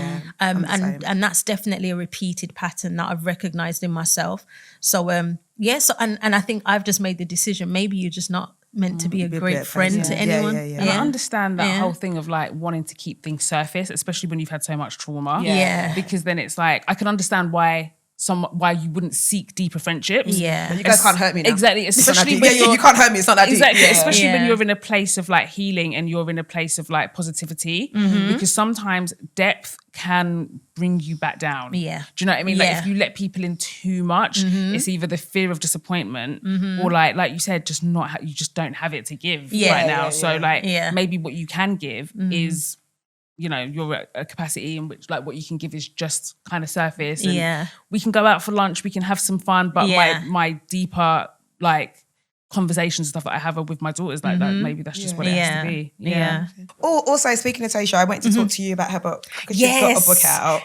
What's it all about? Tell us all about it. So she's released a book. So first of all, Tasha has like a platform called Dear Little Sister, and it's basically her being the internet big sister. But she's also now trying to take it offline. So she does like journals and schools talks and stuff like that. But so she's written a book called, I need to get this right. Amara started, I don't know. She started. I'm going to get it right completely. Tasha is not going to forgive you. No, we'll cut it out so you can actually say her name, because she's going to be like, Mum. Is it Starting High or something like that? It's called Starting High, Letters to Amara. There we go. Okay. So now she's written a book, and it's called Starting High, Letters to Amara. And it's basically a big sister guiding her little sister through the transition from primary school to secondary school. So that's really cute. It's such a sweet book, and it's been so well received as well by her audience. And I always have to do this thing. It's like I really want to promote it, but I don't want to like over promote it. And you know what I mean? What is that? Because you are the. You're like a manager. You don't want to like do too much, but also I want you to shine. But girl, I'm me. But, you know what? It's I think for me, it's kind of like Tasia is very much she wants to feel like she wants to do this by herself. She doesn't want it to, you know, be your audience and just did it. Exactly. So she's been working really hard in kind of developing the audience, but Tasia's been an entrepreneur from she was about 14. Really? Like Tasia has not asked me for a penny since she was at about 15. She's 25 now. So like she, even like today, I was like, oh, can I get you an Uber? She was like, no. And I'm just like, just let me pay for your taxi. She's like, no. She's very, very self-motivated, which I really like. But then I've got Tiani. And Tiani will take my money. There's always one. What else are you offering, babes? Even like just before I was coming here, she was like, "No, we need to go to the shop first." I don't even send her money anymore because like she would just wipe me out. Like it's they're very different, but it's enjoyable as well. Yeah, like, you know, what's their relationship? How do they get on? Oh, so close. They're so close. We're all a lot of people, anyone who's been around us, they're just like, yeah, this is weird. Like how no, they really say, because I remember my meetings with you. Tasia would be there, of course, but then your other daughters would be like, oh, where is like it's such a you mess with our mum, you mess with all of us kind of vibe, like every single one of them. Literally, like I get a phone call, who is this? Who's calling? I'm just like, what are they going to be like when and if you have a partner? It's not. It's I mean, I'm not like on the lookout or anything like that. But I do think it would be interesting because over these past four and a bit years, I feel like we have like gone like this. Like men aren't even allowed in my house. Men are allowed in my house if they are attached to a woman. So if you're someone's husband, you can come in and you come with your wife. That's a really fascinating because we were talking about this briefly yesterday, how loads of households, and not to blame single mums, I'm from a single mum background as well, is that they change the situation of the house without talking to the kids. Like I have loads of friends that they just move the man in and nobody sat the children down and be like, hey guys, are you okay with this? This person's going to come. It's almost like people assume that kids are just like, they're fine. It doesn't matter. Not at all. And you know, I'm really glad you brought that up because I think it's such an important thing for dating parents to think about. Like children are people. Exactly. They're, you know, and you might love this man, but do they? And they need to develop a relationship that's, you know, at least as strong. Like you can't, and I'm saying this as someone who I think I moved him in too early. You know, we got married quite quickly. The relationship developed quickly. Do you think you were love bombed by him? Oh, absolutely. 100%. 100%. And we got married like 5 months after meeting. So yeah, and I was like, oh, this is so romantic. No, I promise you, that's what love bomb will always work with me. That's the because I'm like, finally someone sees it. Like, all of these years, literally, finally. And I think that's my problem. I believe it. But yeah, it's Did you ever sit the older kids down to be like, hey? I did before. Yeah, I definitely did beforehand, and you know, and we had the conversation, but the conversation is not enough. You need to develop a relationship. Same way you've allowed yourself to develop a relationship with this person. Like, I think it's so important. And now, like, I would never live with a man again. I would you have to have your own house. You have to. I don't even know if I would want anyone to interact with my children. My older two really need to, especially after what someone's done to them already. This is it. My older two might insist on it. Like, who's this? But I just feel like my children don't need to be affected. And also, as I've seen, this may not last forever. So why, you know, my children are going to be with me forever. I'm going to be with them forever. Whatever forever is, they are going to be there. You are a variable. So why? And if you're a good guy, you'll understand it. And it's so funny, because, well, not funny, but like basically, you know, like how men say women don't take accountability. But whenever I'm listening to people share their lived experiences, it's always women taking accountability of what and sharing their experiences, which just going back to what you were saying, the importance of sharing stories and like lessons, especially as older women who have lived and have been through things, and hopefully the message can filter down to the younger generation. And I say that because I was watching Katie Price recently on This Morning, because she's got a new documentary. She's got another. I mean, I've seen another so many documentaries about Katie Price. What we're seeing. Honestly, I was watching it. It's on Now TV. I think it's called. I can't even remember what it's called, but it's on Now TV. It's a new one, and I was watching it thinking I would learn something. It was like, I know everything. There's nothing you need to learn. You've seen it all. I would say the new dynamic. Did you talk about her new husband? A little bit, but she's not allowed to mention her new children. Her younger children. Because I don't think she has custody of them. I think it's all very messy. Really? Yeah, so she wasn't allowed to mention them. But what was different about this was that Junior and Princess were on this. And they were kind of talking about their experiences with her. Kind of similar, like older children, a mum who's dated or remarried, those relationships being really toxic, and kind of like what it did to them and her, and what she was going through, and her heartbreak, and how painful it was, and how she just could not show up as a mum. Like she just couldn't. She was in such a dark place. Like she was terrible. And I say all of that to say, because she was on This Morning talking about that, like taking full accountability, saying I was a terrible mum at the time. Like I did not show up for my older kids the way that I could have. I was going through so much. It was an awful time. And I just think it's really big of women to do that. And do you know what's worse? they're better than the people that are just not there at all. Exactly, they're still there. You were a terrible mum, but you still stay. You're still didn't show up. Exactly. This is the thing. I was parenting while crawling on the floor, but I did it. Exactly. I was still there. Yes. I was going through the worst time of my life, and I still stayed. And someone just left. And the thing is as well, no shade, but full shade. Full shade, yeah. Like their dad's Peter Andre, so with all the resources and so why didn't he take his children? Yeah. Why didn't he step in? Why you know what I mean? Like if you can see someone struggling, why not take over? Yeah, because those personal relationships between them. Sometimes, they interfere with like how they show up as dads or whatever. Yeah. And Peter was there, but like if my child's mum is going through it that badly, I'm taking my kids. Of course. There was this really funny video of this girl was like, she was talking to a guy and the guy was like, my ex is crazy. She was like, have you left your kids with her? Yeah. Why would you do that? Oh my God. That is the smoking I love that. That needs to be the reaction. That is the new reaction we need to have. Because if you actually believe she's insane, exactly, why have you left your innocence with her? Yeah. And he's like, what do you mean? He was like, she's crazy. Like, go get those kids.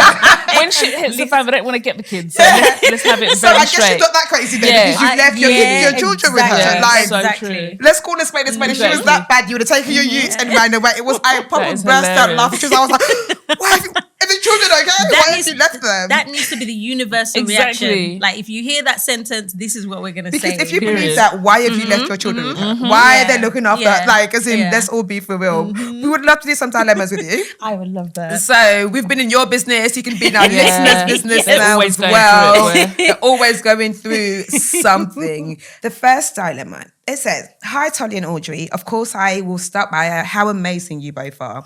I've been listening to the podcast since 2018, all the way from New Zealand. You ladies really raised an entire generation of ladies. I'm 28 and I started listening when I was 19. I'm beyond excited to see what the next journey takes the pod. So to my dilemma, I've been with my fiance for 5 years, engaged for 1, and are getting married in June next year. We both come from the same background, both culture and religion, and we're in a long distance since I'm based in New Zealand and he's based in the UK. Oh, you guys are trying. That is long distance. Yeah, and the time as well. Jesus Christ. Everything has been smooth sailing so far, and with visits every 6 months. We had a massive engagement party that everyone travelled for, and our families got along amazingly. However, I have one rule which I really don't like. I don't like him going to shisha bars out late with female friends, mixed groups in London. I've let him know that these environments make me feel uncomfortable. However, he will promise he'll never do it again and then do it the very next weekend. He will randomly take hiatuses from it. However, we had a big argument last weekend when he went out to a shisha bar. He promised he wouldn't do it again. This is the 4th time. However, he did it the very next day. He said he was only with a male friend. However, his location showed him dropping a multiple of people home in the suburbs of London. And I know his female friends lived there. And then he fessed up. Also, to add, when I called him randomly, he quickly hung up the phone and was moving extremely weird. This is now the 5th time he's done it, and I'm exhausted and don't know what to do. Being upset didn't work, yelling didn't work, talking calmly and expressing my boundaries didn't work, and now I feel stuck. I've taken some space from him virtually, LOL, but I'm exhausted with this and I eventually don't know what to do. It feels so childish since we have our nikah, Islamic wedding coming up, and he would feel extremely uncomfortable if I did this, so why does he do it to me? I'm not sure what more I can do. Also, not that it matters, but further context, he's moving to New Zealand soon too, and he tries to justify it by saying, I'm moving soon anyway, let me have fun. Like, huh? I want to add, I don't have a problem with him hanging out with female friends as a friendship group. It's the shisha bar of it all. I always say, why can't you do dinner, brunches, or walk, anything during the day? Why do you need to be at lounges at 1 a.m? Anyway, please let me know how to move forward and how to feel fully heard. I can't lie to you, you're not going to be heard. Yeah, that sounds like, girl. Let me tell you why you're not going to be heard. We're all just like, There's no repercussions to his actions. Like, do you know sometimes, right, when you were younger and you'd go out and you're past the time you're going to, you know that most of what my mum's going to do is shout. Yeah. She's not going to kick me out. In fact, if she's really angry, maybe she'll slap me. And then you're like, is the punishment okay? So you're like, yeah, fine. Let me have fun and I'll deal with the punishment later. And I'm not saying your punishment should be harsher, but I'm saying because your punishment is not, I'm leaving, this is done. He's going to keep doing it because he knows that, okay, she'll yell, she'll talk about it for about 10 minutes and then she'll carry on as normal. So he's not going to listen. Do you know what it is? I agree.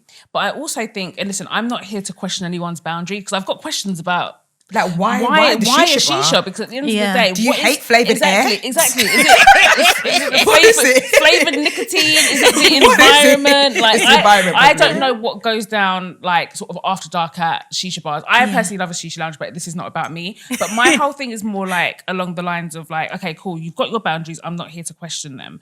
But I just think it's a very unrealistic thing to try and police. Like it's because you have so much distance between you. Yeah. It's just not something that I would give any energy, because one, I feel like you're creating, first of all, I don't like telling people what they can and can't do. Same, like as a grown person, like no grown person can tell me where I can and can't go. Yeah. Like if you've got issues about shisha lounges in general, then take that up with the district of shisha lounges and why they are those environments. Yeah. But to tell someone that they can't go somewhere, I think is a recipe for disaster. I think it's dangerous. And I also, not dangerous, that's a strong word, but I think it's just like you're breeding more contempt, you're breeding more opportunity to lie. I think the best thing you can do is let people have the free will that God gave us. Let him do what he needs to do unless there's some trauma attached to it. Maybe something happened, but also and that's stick the to the reason truth.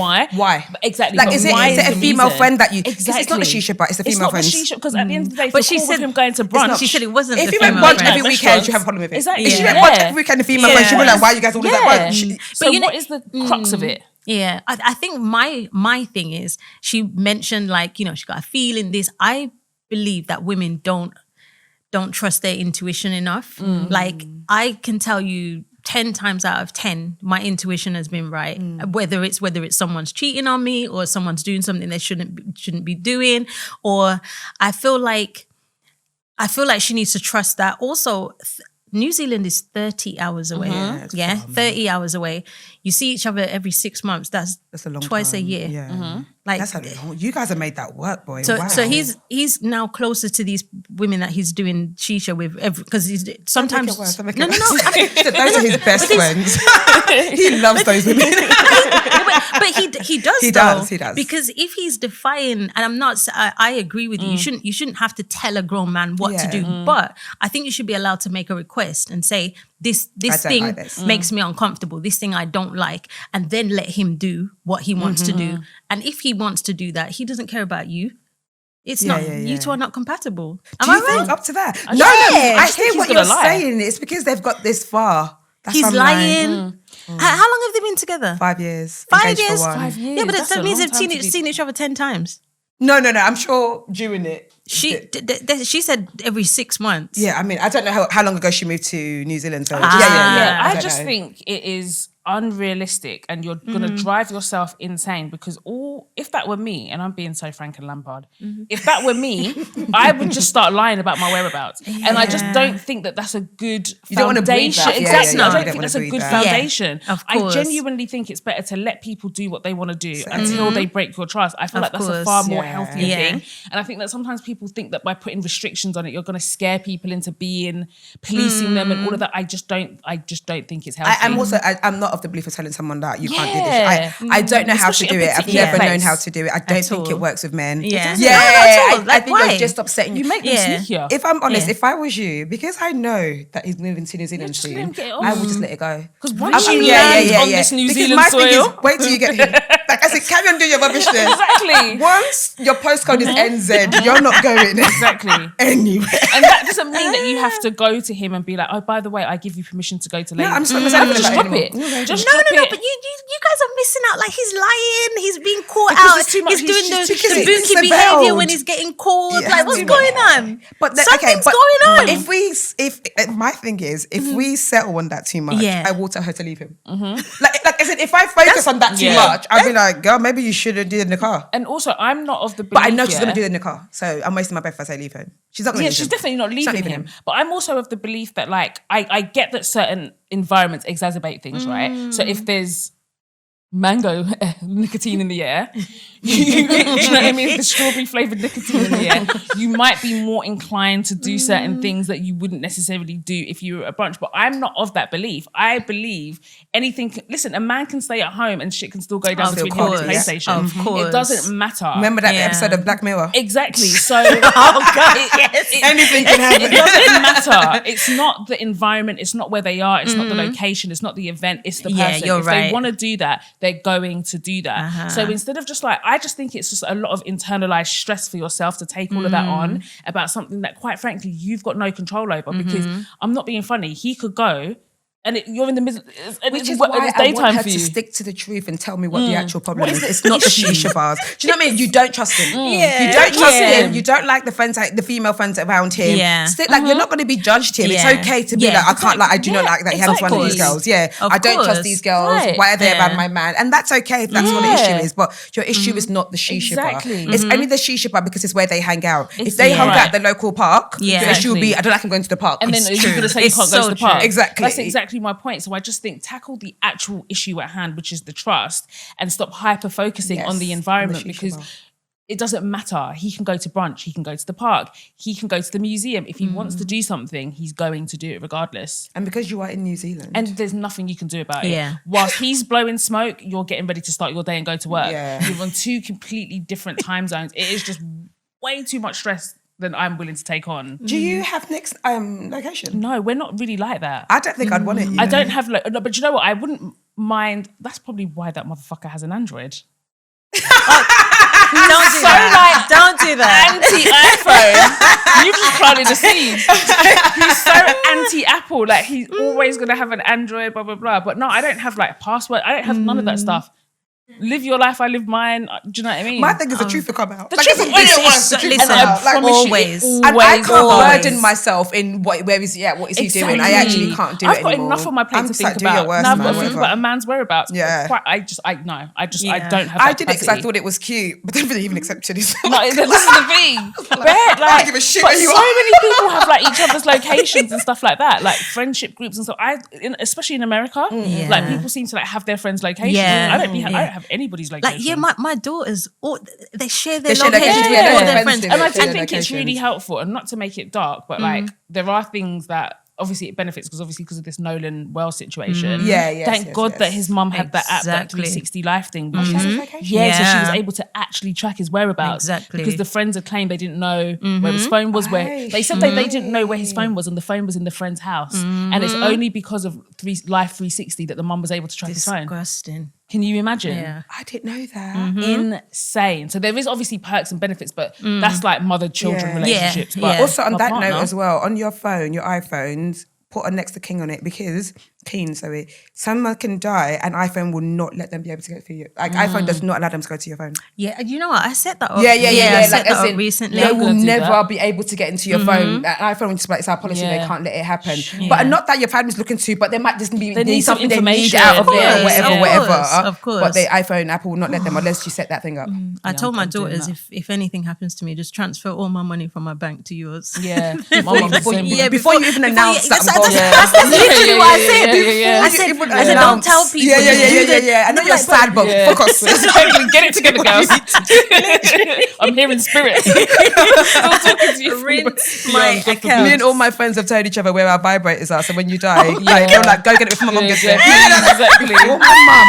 The thing is, my vibrators, my mum would be like, what the no, hell is this Audrey, device? I have to but my dildo, Audrey's dildo. It's in my drawer. You know, I don't have any of this. No, it's in my underwear drawer right at the back. Because I used to know where it was when the house in Brixton. Yeah, exactly. Okay, cool. Okay, good to know. At the back of my drawer. I think it will shake her mum's world. Your mum can't even grieve again because she's like, what? No, because this one, there's no denying it. There's no denying what this phallic symbol is. The thought that they were already going through so much. Exactly. And here is a big black cock in my wardrobe. Exactly. My mum would actually have heart attacks. I don't have a big black cock. That's what she's and it sticks on the wall and everything.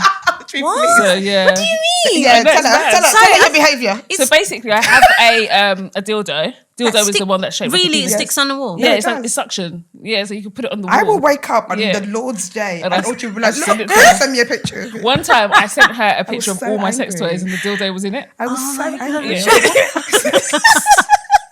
dildos. And they were all lined up on the bed. There was like 7. Oh my gosh. Including the dildo. I just don't have, I don't engage in any of that stuff. Girl, change your life, girl. Do you know what it is? I just scared my kids will find it. Yeah. My daughters are always in my things. Even in your pant drawer. Yeah, everything. Like I can't hide anything from my kids. And to be fair, I'm not like, sorry, I feel really uncomfortable with this. I'm such a prude. No, I don't mean, you can talk about it. I'm just like, we're going to take you in the girls' night. Don't worry, we're going to take you in the girls' night out. And we're going to shake off this prude in you. We did the same thing with Tina Savage, don't worry. Yeah, literally. We told her to bring out Ankara style dildos. Oh my God. I'm still waiting for the launch of that. All right, next dilemma. Next dilemma, please. Okay.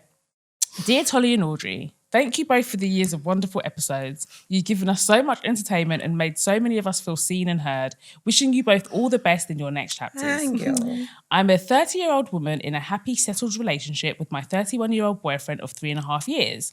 We own an apartment together. We currently differ on one major issue.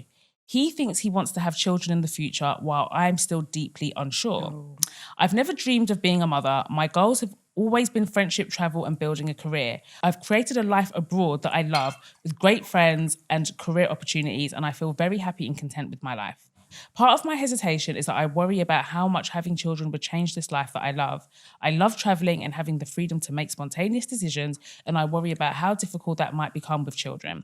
I also have fears about motherhood completely consuming my identity, as I saw happen with my own mum, whose entire world seemed to revolve around being a parent.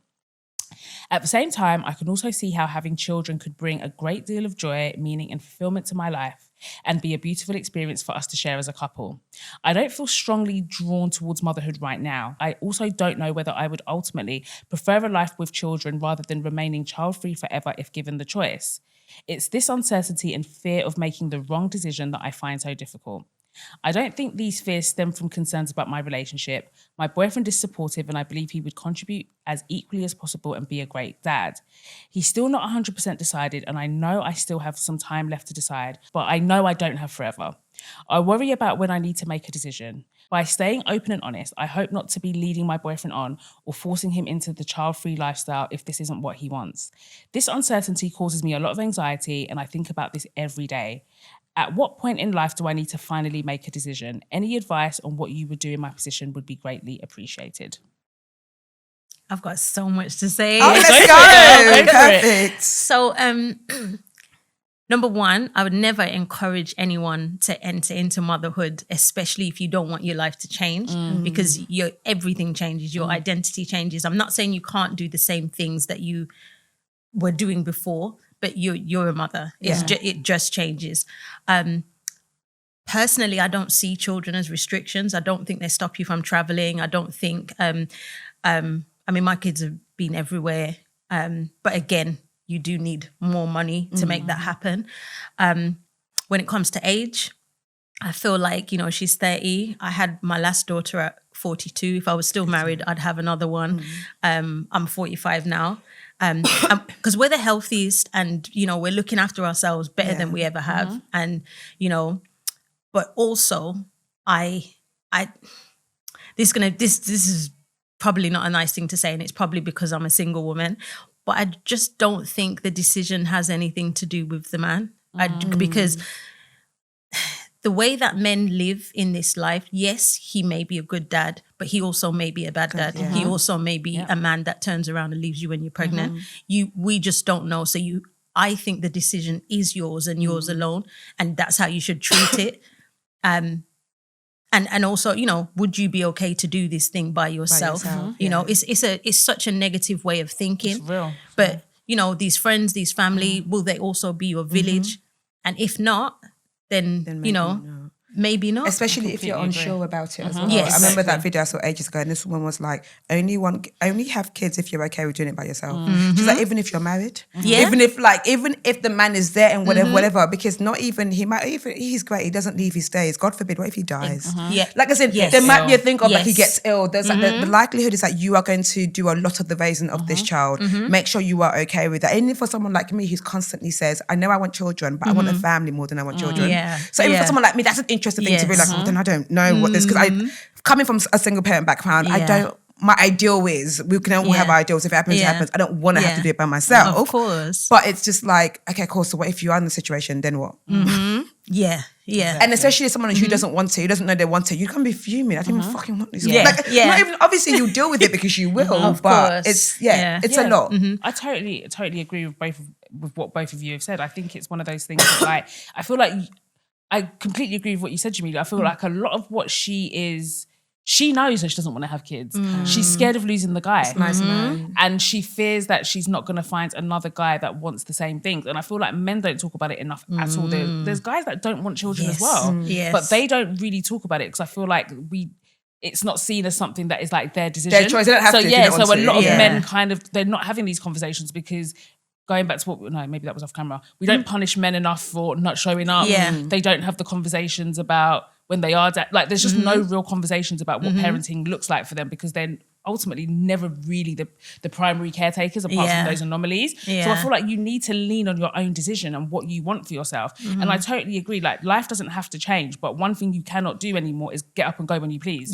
Like that's the one thing that like, and if that is something that is so valuable to you, then definitely think about whether you bring children into the world because it's like you can still do things, but it takes so much more planning. Like the freedom that you have when you just want to get up and do something is now going to take 10 times longer because you've got to consider this other person that's coming with you. You do lose the spontaneity. And I feel like we do need to be honest about that. Because I like, obviously I've got Anaya and I feel like she comes everywhere with me. I take her to events. Like my daughter comes everywhere with me, but it's still long, but I still have to pick my battles. And I still don't have the spontaneity. Like that's the one thing I miss. Like just being able to be like, yeah, I want to come to that and just go. You know? So I think that if that is something that you value, then it's something to think about. But I think that you're leaning too much into what he may want and trying to like, like outside of him, would you want this? And the answer is no. And you don't. And the answer is no. Like when you really deep it, the answer is no. Exactly. And also to be completely fair, it's not fair on him. Because I also think a lot of men who do want kids are with women who don't. And then eventually they wake up like, no. Well, look, is that not we're thinking? Then you went to go have a kid with someone else like, Jeannie Myers. Like it happens with men a lot. That they're just like, no, but this means more to me. And then they'll just leave and just go have a baby with someone. And it's not hard for them to move on. Like I'm not being funny. He will find someone that wants to be a mum. Of course. Do you know what I mean? And I get that you've got a good relationship, but I feel like the children thing is too much of a deal breaker situation for you to just be kind of just kind of casual about it. Like you need to be very intentional. And it's unfair on women because it's meant to be something that is it's a compromise that she just deals with. It's too big a compromise. Listen, it's not just you want to live in South. Like, Exactly. it's such a big compromise. And do you know that you are postpartum for 7 years? Jesus, sorry, I've moved from the thing. Fine. Yeah, so you go through the postpartum phase for 7 years. You are still postpartum. Makes sense. It's like ADHD, it's postpartum. But for real, and I didn't realize. I didn't learn this until I had my 3-year-old. So now I can give myself way more grace and, whereas, even like, it's not even just snapback culture. It's like you're expected to just be who you were before. And it's like, I've just had like something major happen to my body, my mind, your brain changes, like even, I remember like, in the early days, even now actually, I can hear a baby cry and be like, oh my God, I literally posted that yesterday on my other platform. And I was with my mum and I'm in the house by myself, I can hear crying. I can hear phantom crying. I can hear like splashing in the bath. And I'm just like, Alina, is that you? And I know for a fact it's not Alina, that's my imaginary friend. Oh, okay. Because she was, because Alina was... Is that not a scary film? Alina was out, she was out. Audrey, please. Alina was out. She don't scare people. So I knew it wasn't her, and I knew Anaya wasn't in the house, but I still heard her little voice. It's mad. A question for the both of you. What part of you do you think died, and I don't mean this in a sad way, when you had children? What part did you have to just let go of to be like, that part of me is gone? Or was there? Do you know, I'm gonna say something that's probably gonna make people feel sick, but like I don't feel like I was a person before I had my child. Before I had Tasia, I don't think I knew who I was, what I wanted, and I was only 20, so I was still developing. My frontal lobe hadn't closed, so madness. But like I feel like a lot of my identity became what it is, and became what it is after having Tasia, but after having Dream. So Dream is my last daughter that I had at 42, and she's the one who she changed me completely as a person. And I think it's like, so when you're pregnant, you're literally carrying life. And I feel like I was so protective of her while I was pregnant with her, because I felt like, this is going to sound so extreme, but it felt like people were trying to kill her in my womb. Like I just felt like, so many, I don't know. Things were happening, yeah. But when she was born, I was like, this makes sense. Okay. And so I feel like I became a different version of myself then, right? And a version that I've never been before, and one that was able to weather this storm, but also, I don't know, just like, I feel like I've never been so sure about what I want to do. I've never been so like intentional about the boundaries I set, the types of people. Like, I will make a new friend and break the friendship in seconds. Yeah. Like, I don't play about me. I don't play about them. I'm not here to be nice. I'm not here to, I am a nice person, but I'm not, I think before it was like, I just want everyone to like me. I just want to, do you know what I mean? Yeah. Whatever. I just don't care. Yeah. Like, with the most respect in the world, like, it's just like, I only care about me and my kids. Absolutely fair. Yeah. And I've never been that version of me before, until I had Dream. Yeah. What about you? I don't think, I'm still figuring it out. Maybe I haven't like figured out what it is. So I don't actually know if a part of me has died. I feel like there's more of a rebirth instead. For me, because I feel like I'm still myself. The only thing I would say is the spontaneity thing. Yeah. That's something I miss. But I don't think it's necessarily died. It's just shifted a little bit. But I think it's just more having to be like an advocate. Yeah. Like before, or like even like, so I have more of a like an appreciation for my existence in my life now. Like before, I never, like in my prayers, I never prayed for myself. Like I never prayed for my health. I never prayed. I was just like, whatever, like when I'm meant to go, I go. Now in my prayers, I pray to God that God keeps me here. Right. Because I have to be here for her. It's not an option. Like, and that's always like something in my prayer. Like, and I will not say her mum's died. Like that is, I say that every single day. She will not say that. So I feel like it's more like birthed new things in me that I never like considered before, as opposed to like something dying. But I probably have lost, not a spark, but my spontaneity, I've lost that. And I do miss it. Like I do miss just being able to, I can't. I can't. So I miss that. But yeah. I hope it makes me work harder, because I don't want to do it for little Kai. Yeah. I need to make some money for Kai, man.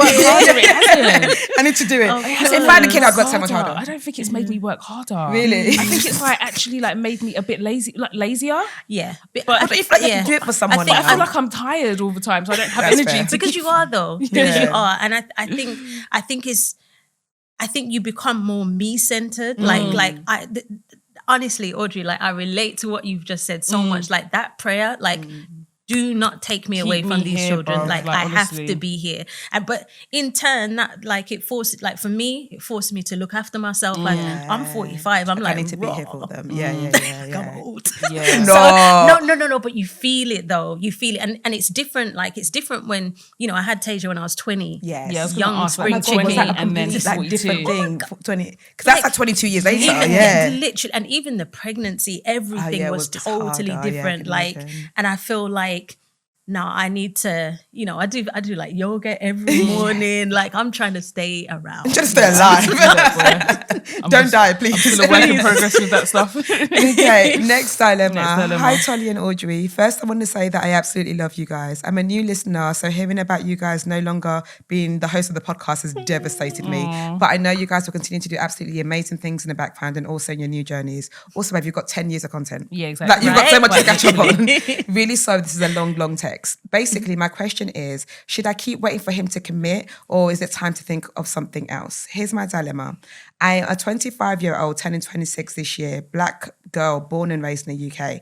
I started dating a guy this year, January, and he lived in the UK for years, but it's originally from Australia, and is 37. and has a really amazing business. And I know what you guys might say about the age gap, but honestly, his age is not the problem for me or our relationship at all. The problem is that I don't know if I should continue waiting or not.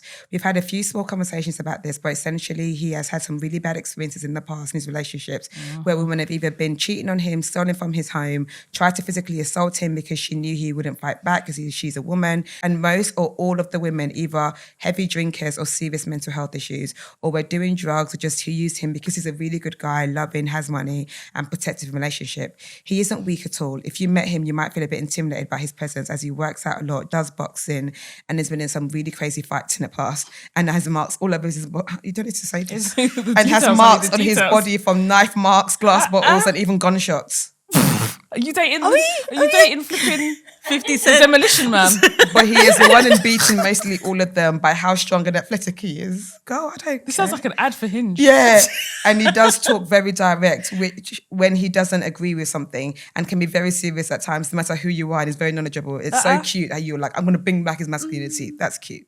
But in the past, when he loved someone, he loved them hard. So when they used that against him, he had to end it. He also had more cordial and understanding enders from both ends as well, but mostly rougher ones and really affected him and how he views being in a relationship now. Now, we have talked about us a bit, and he has said that he wants to take things very slow and not label anything, as his past has very much scared him into committing to someone. I agree that we can in the beginning because I completely understood, but I feel like him actually committing and asking me to be his girlfriend will be longer than I thought it would possibly be, as now I believe it's a year or so before that even happens. Also, sometimes when I'm having normal conversations or something comes up when he's having this conversation with his friends and they have certain conversations about relationships or women, he will sometimes say something like, this is why I'm not in a relationship or why I can't have a girlfriend because ... It does very much hurt me at times hearing that. We, again, have had a conversation about this, and he has said that even though he's very much enjoying where things are and likes him very much, and I'm different to his past relationship, he does need a longer time to see how things will go between us before he can make the decision of committing or not. But at the same time, it also seems like with him that a commitment may not actually happen in the near future because of certain things he says randomly. So I'm quite confused.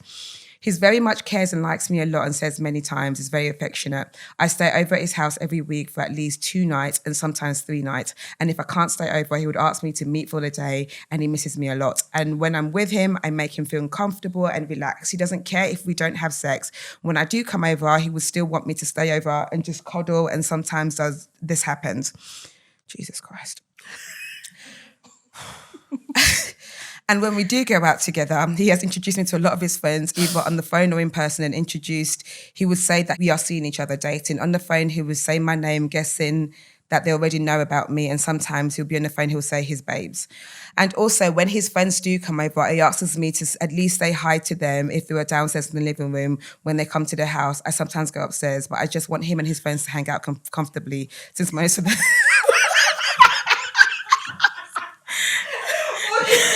Sorry, I'm so sorry. Okay, I'm going to skip a lot.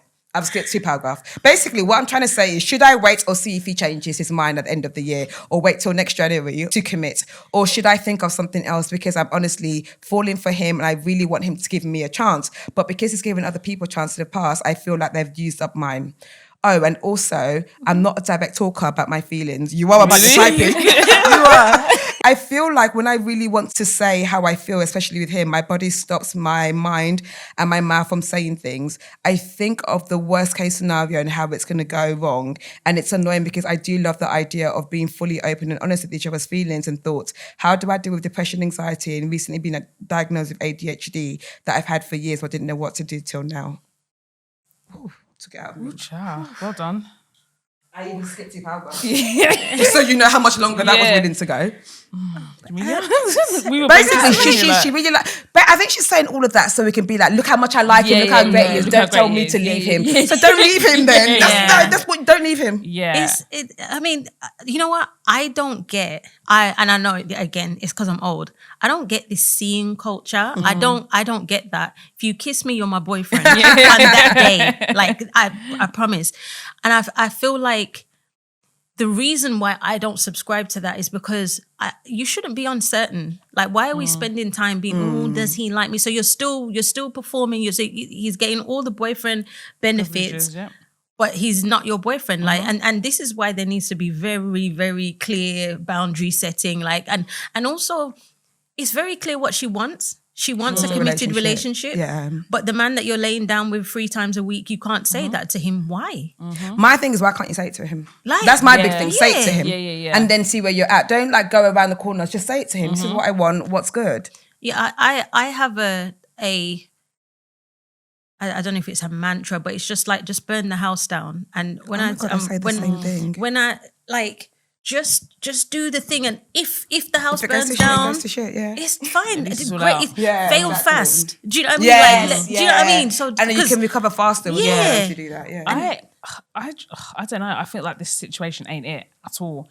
Like, I know she told us to kind of gloss over the age gap thing, but I think he's with you because you're younger and he thinks he can string you along and waste your time because you're younger, and he can play mind games with you. And I feel like everything that he's doing, all the stringing along, all the reaping of the benefits and all the rest of it is only because you're young. He would not be doing any of that and running all of these excuses and talking about, first of all, I don't believe anything men say. I don't believe any of that crap about what he claims he's been through with women. What's that got to do with her anyway? Exactly. Even still, why is he projecting that onto Also, you? take a break then. Exactly. Like, Maybe just don't date anybody for a while and take a break until you're and okay. heal and recuperate. I personally, I don't believe any of that. I think he's just giving you sob stories just to deflect and give himself more time. I just think that, for everything that the lady said as well, why can't you bring it up? Why is he getting all these privileges and benefits and you're not even together? I question the age gap. I think it's odd. And I personally, I'm not buying what he's selling, if I'm being completely honest. However, you're not going to leave him. She's not. So I Wait think till January. just bring it up.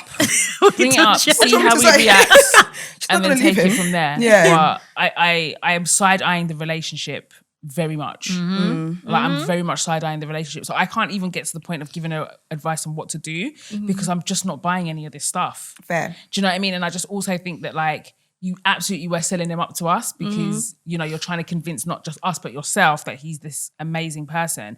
But I think it doesn't matter how amazing someone is, like, relationships are straightforward. It's only now that we complicate it with all these fucking labels, because I don't even know what the difference between seen and exclusive is. There's a difference between exclusive and official. Yeah. Like, is there? Yeah. What? Exclusive is when you're just talking to each other and only, but you're not actually in a relationship. Why? But you're not talking to other people, you're not sleeping with other people. That's My exclusive. thing is that, like, you can do whatever it is that you want, but both parties have to be happy.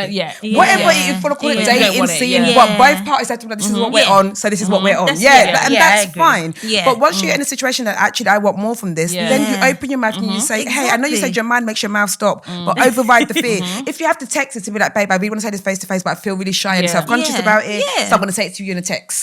Yep. 100%. Say the things. Yeah, say the things. Like, I just... And I get that, like, he's an older man, he's got a big presence, he's had gunshots. Crazy. Listen, I know, he's lying. mental. He's talking too much. Like, what do you like?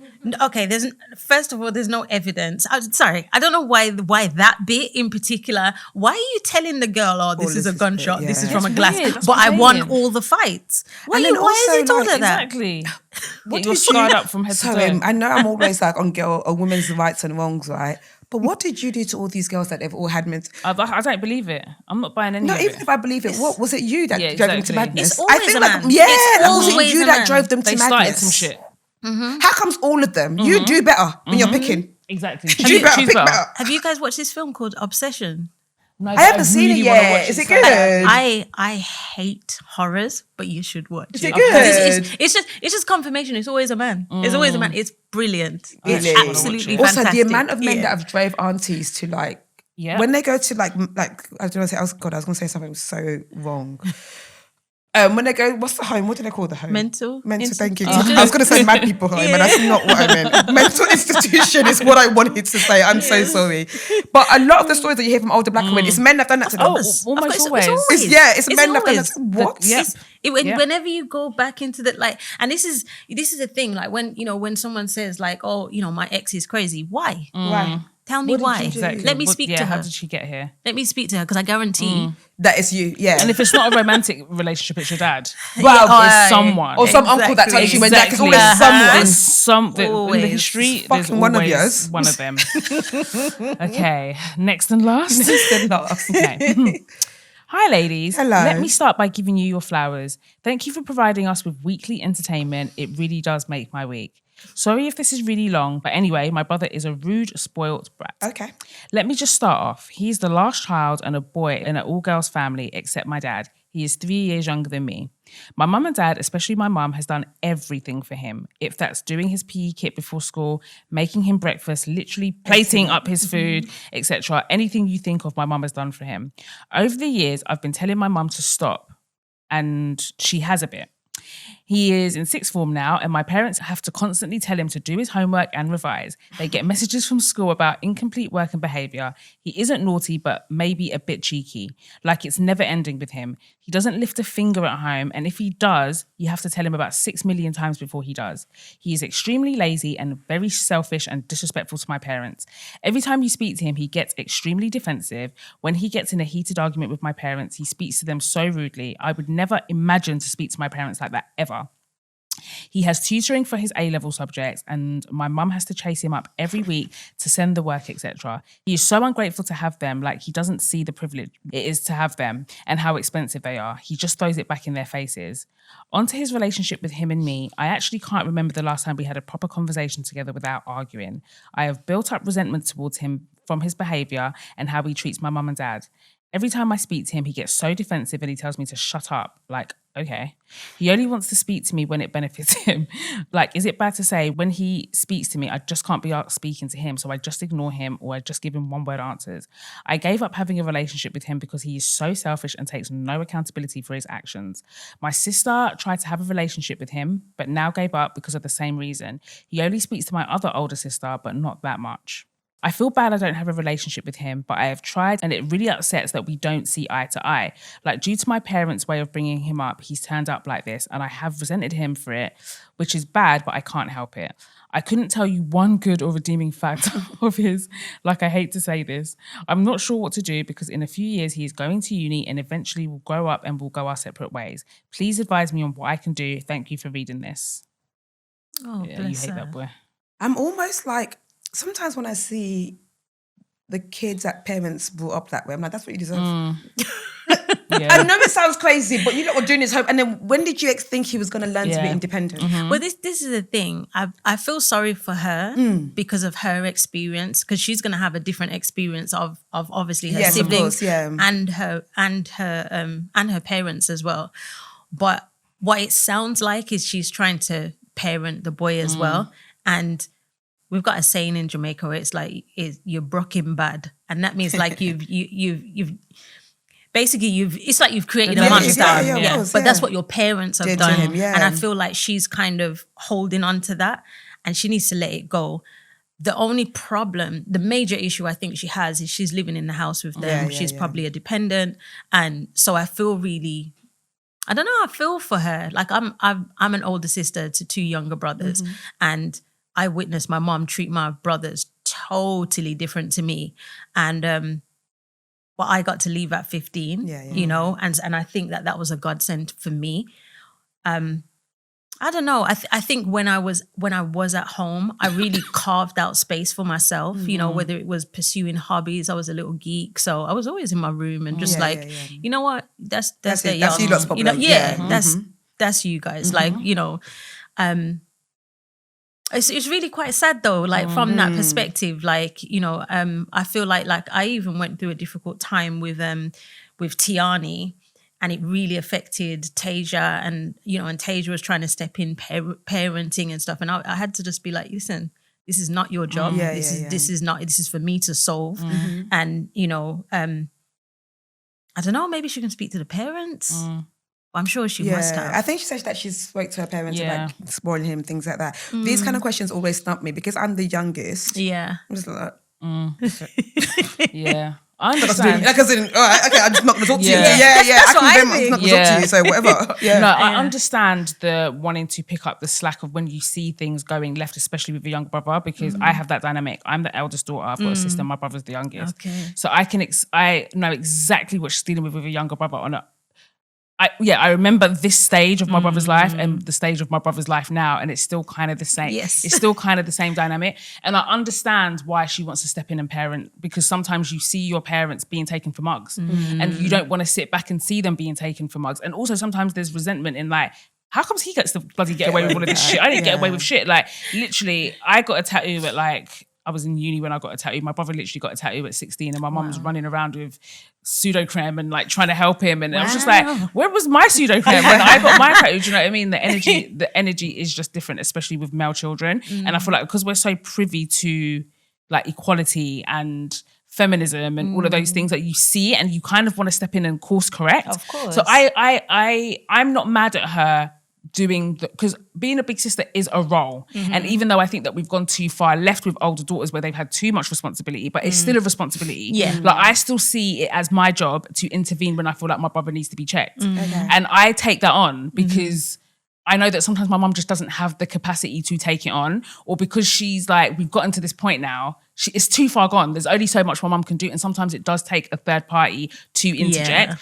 The role that I've carved out, and maybe like right now you really hate your brother, you're not fucking with him at all, but you still do need to remember that's your brother at the end of the day. And I think that like what I decided to do with my brother, because my brother can be exactly the same. I don't know if it's a little brother thing. I don't know, because we get a lot of these dilemmas and people seem to be exactly the same as my brother. I feel like they're just naturally defensive. They just naturally got their back. I don't know what it is, but my brother is like that. Like my brother can have an argument in an empty room. Like he is like that. Like he's just so defensive. And I just was like, someone is going to have to take on the role of being able to talk to him on a level. And I don't always think the parents can do that because they're parents. So I've taken that role on. And it's only when I started like actually getting to know my brother, taking an interest in his interest. I promise you, for so long, I didn't know what my brother did on a day-to-day. I had no idea. We had like, not that we didn't have a relationship, because I definitely consider us to be close, but on a friendship level, as opposed to just like, you're my brother. Do you know what I mean? So once I started taking an active interest in his life and like seeing where his talents are and his skills lie and what he wants to do and actually having conversations, I've realized that like, they're not that difficult to get through to. Do you know what I mean? But I feel like right now where you are, you're just angry because you just see him as defensive. Honestly, what I did and what I would suggest you do, knock on his bedroom door and go and talk to him on a level.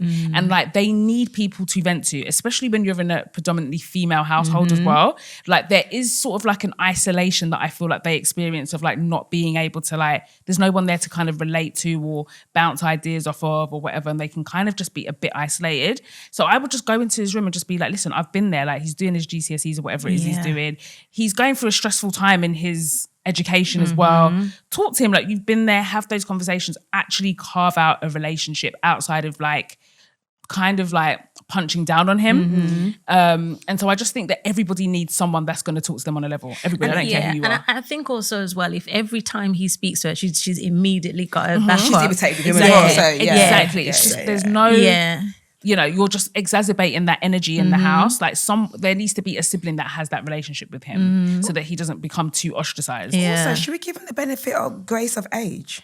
Yeah, of course. He's a teenager. Like he's a teenage boy. Nothing he's doing is actually. If you said that your 30-year-old brother was moving like this, or your 25-year-old, I'd be like that man. He's a 16-year-old. However, I don't know how far I'm better behaved. Obviously, my mum wasn't pandering to me, but if I had that upbringing, maybe I would have been a dick as well. The thing is, and I do definitely think there needs to be a grace period because of all of that teenage angst and all of that, because it happens to boy and girl. Exactly. So there's definitely that. But I also believe that like the 16-year-old that isn't checked becomes a 30-year-old man later on. So I do think that there needs to be some intervention, but I feel like you've tried the being aggy and being rude and being defensive. Like try the other side and just chat to him. Like just be like, just go, just what you do, you knock on the door. I used to do it to my brother all the time. I just knock on the door and just stand there and just be like, food's ready. Yeah.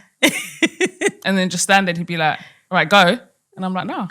And I'm like, what's going on? What are you doing? And I'll just come and sit down and he's like, what do you want, man? Like, he's like, get out of my room, man. And I'm like, no, what are you doing? And I will just start talking and it's like banter. Nice. And it's funny, eventually he will open up. But you start from now is a really good time to sort of carve out and create that relationship. It's really important. I do think there's like little brothers, especially the youngest brothers in female-dominated households, they can sometimes be left to their own devices. I would like, as a mom of 4, like my 3-year-old, like it sounds bad, but I'm just like, she can do what she wants. And it's not even like I'm tired, but I'm just like, I know I have no control at this stage, which sounds mad. Obviously, she will have rules and regulations, but I know right now my other 3 daughters, they definitely lived a very different. They had a very different parent. At 3.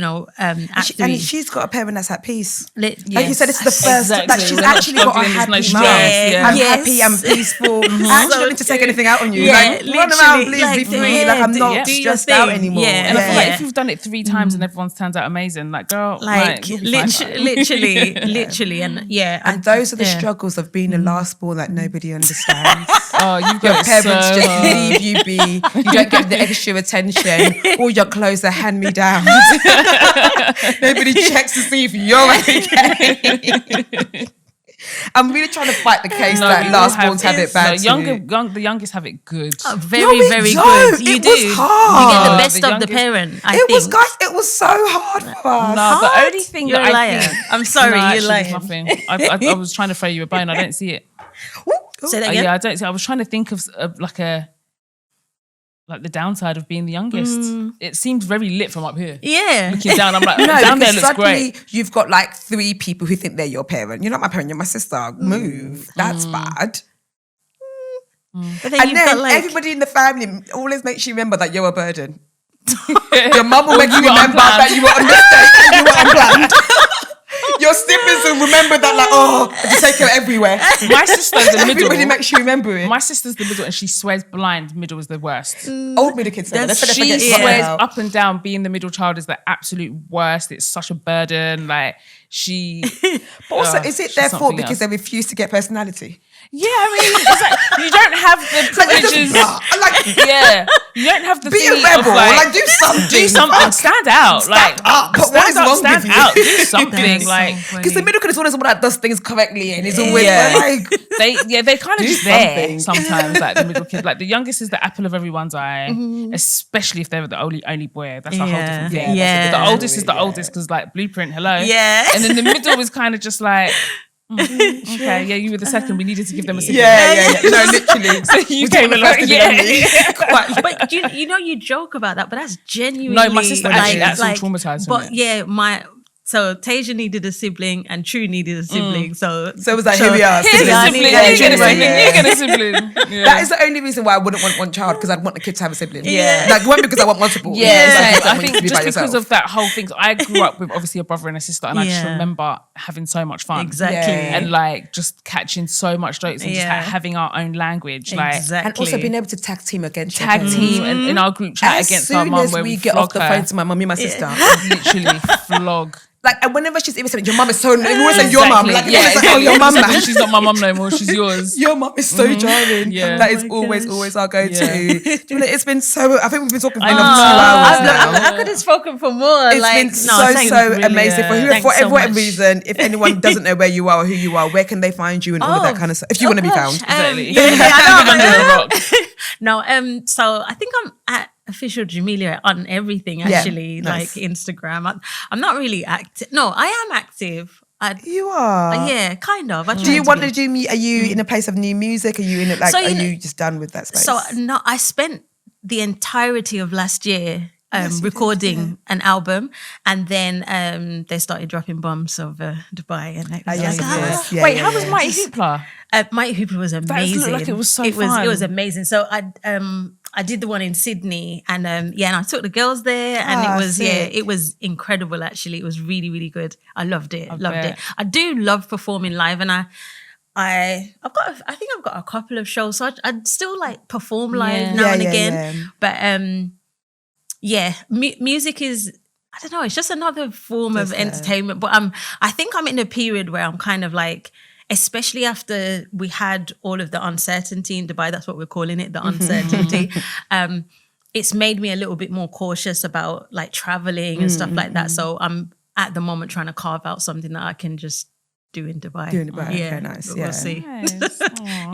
Is there a version of it like a Vegas residency, but in Dubai, and then that becomes a thing? So I did a show in Dubai last October, and it sold out. Amazing. and it went really well. So there is talk of that, but at the moment Dubai is in recovery.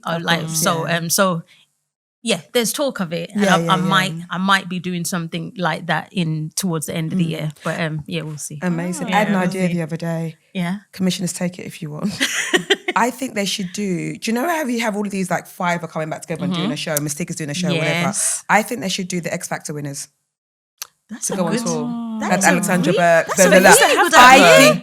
I think they need to bring it. I swear they've done that. Have they? No, actually, no. I don't think they have. Yeah, They like the winners should just come and do a tour. amazing. I would, but I don't want them to sing any of their music. I just want them to sing the covers. songs they performed. Yeah, the big songs that. Yeah. Actually, no. Leona Lewis has some bangers. Yeah, Leona Lewis has some What's that song bangers. called? Breathe Again. No, that's Tony What was her Braxton. first? Keep breathing, I Keep bleeding. Is it bleeding. Not breathing. She was bleeding. She was definitely she was bleeding. bleeding. Alexandra Burke. Yeah. Matt Cardle. Oh yeah, who's the other one? James Arthur. James Arthur. I love James. I love Little James Mix. Arthur. Oh no, they don't like Shane each other Ward. anymore. I like Shane Ward. I loved him. I wanna leave your Gareth toothbrush Gates. in my apartment. Oh no, Gareth Gates didn't win that. He won Pop Stars. No, but he was on Jordan's he was good documentary enough, as well. though. What's it? What they I feel like I dating? think they They dated. were Yeah. dating. Oh yeah. Oh my gosh, Yes. they were. There was a scandal about How that. did they meet? He was like random. perfect. Yeah, He was because he like was a good guy, like a Yeah. like woman proper. Yeah, Bless him. Yeah, Oh, he was fully gosh, on the documentary. yeah. I was like, raw. But you know, the little mixed like each. No, they No, don't they don't like fuck each other. They don't like weird thingy, innit, my girl. Oh Jesse. yeah. And then everyone's gone solo now, isn't it? So Yeah. Yeah, true. they wouldn't do it. Yeah. I bet they are fascinated, the people who are successful from that, because I think they thought it would be. Jesse thought it was going to be her. I think they thought it would be Perry. Perry's white and blonde. I think they yeah. put all of their bets on her, and it's been Jade, isn't Yeah, it? it's Which is been like Jade. Jade and yeah. Leanne's done well as yeah, well. Yeah, she's having a baby. Yeah, she's pregnant. Yeah. Oh, is she? Yeah. She I don't know announced it the other anything day. that's going on. Oh, that's lovely. She's having her baba. Jamelia, thank you. So, like I said, we can talk to you all day. It's Official Jamelia everywhere. Please let us when you announce tours, announce shows, and all of that. We will be there. You asked me earlier, like, oh, do you have anything to plug? And I'm like, no, I'm just here for a chat. I just want to. Yeah, because normally everyone's just like, yeah, we're going to show in there. Yeah. So it's actually quite nice because it feels more organic. I just love chatting. I love going same. And also, you're so like open and free with your stories, which is why I asked some people like, don't talk about that. Yeah. Cool. Like, we'll stay away from it. So thank you for being so like honest with us as well and being vulnerable. Thanks we really so much for appreciate having that. me. Thank you. It happened. I know, Honestly, I finally. think it's been about 3 years. I've been trying I to think so. Yeah. I think it's been about 3. Do you know what? years. The other day I saw an edit because sometimes people make random edits on TikTok and but this one was sick. It was like Black British icons and you were on there. So it was like you, Stormzy, Naomi Campbell, Alicia Dixon, that's so like, nice. and I was like, show like, am I like, and it was a really nice edit. If I find it, I'll send it to you. Oh, can you, before you go, can you tell us 3 of your favourite UK's songs and artists? Oh, UK. I think I have to choose Craig David. Oh, just because he was I on feel it like as well. I feel like he was just like he was such a moment in time for us. Yeah. Like any Craig David, 7 Days, I don't know, any of his songs. Okay, new artist who I absolutely love, K1. Yeah. I really all over her. I love K1. Something I went to ask you about music. Damn. It was right then. It was a really good question. That's going to piss me off now. I can't remember it. It's gone. And I'm going to remember it in the car home. I'm like, damn, I didn't get to ask you. Thank you. Yeah, thank you Thank you so much. Come back to London again soon. Yes. Yeah. No. Habibi, come to Dubai. For the bag, she will. Yeah. There's enough of a bag. Yeah, I'll be here for the bag. If you see me, just not getting paid. Yeah, perfect. I've been your girl, Tolly T. Just call me Audrey. And I'm Jamelia. Thank you so much. Bye, guys. Bye.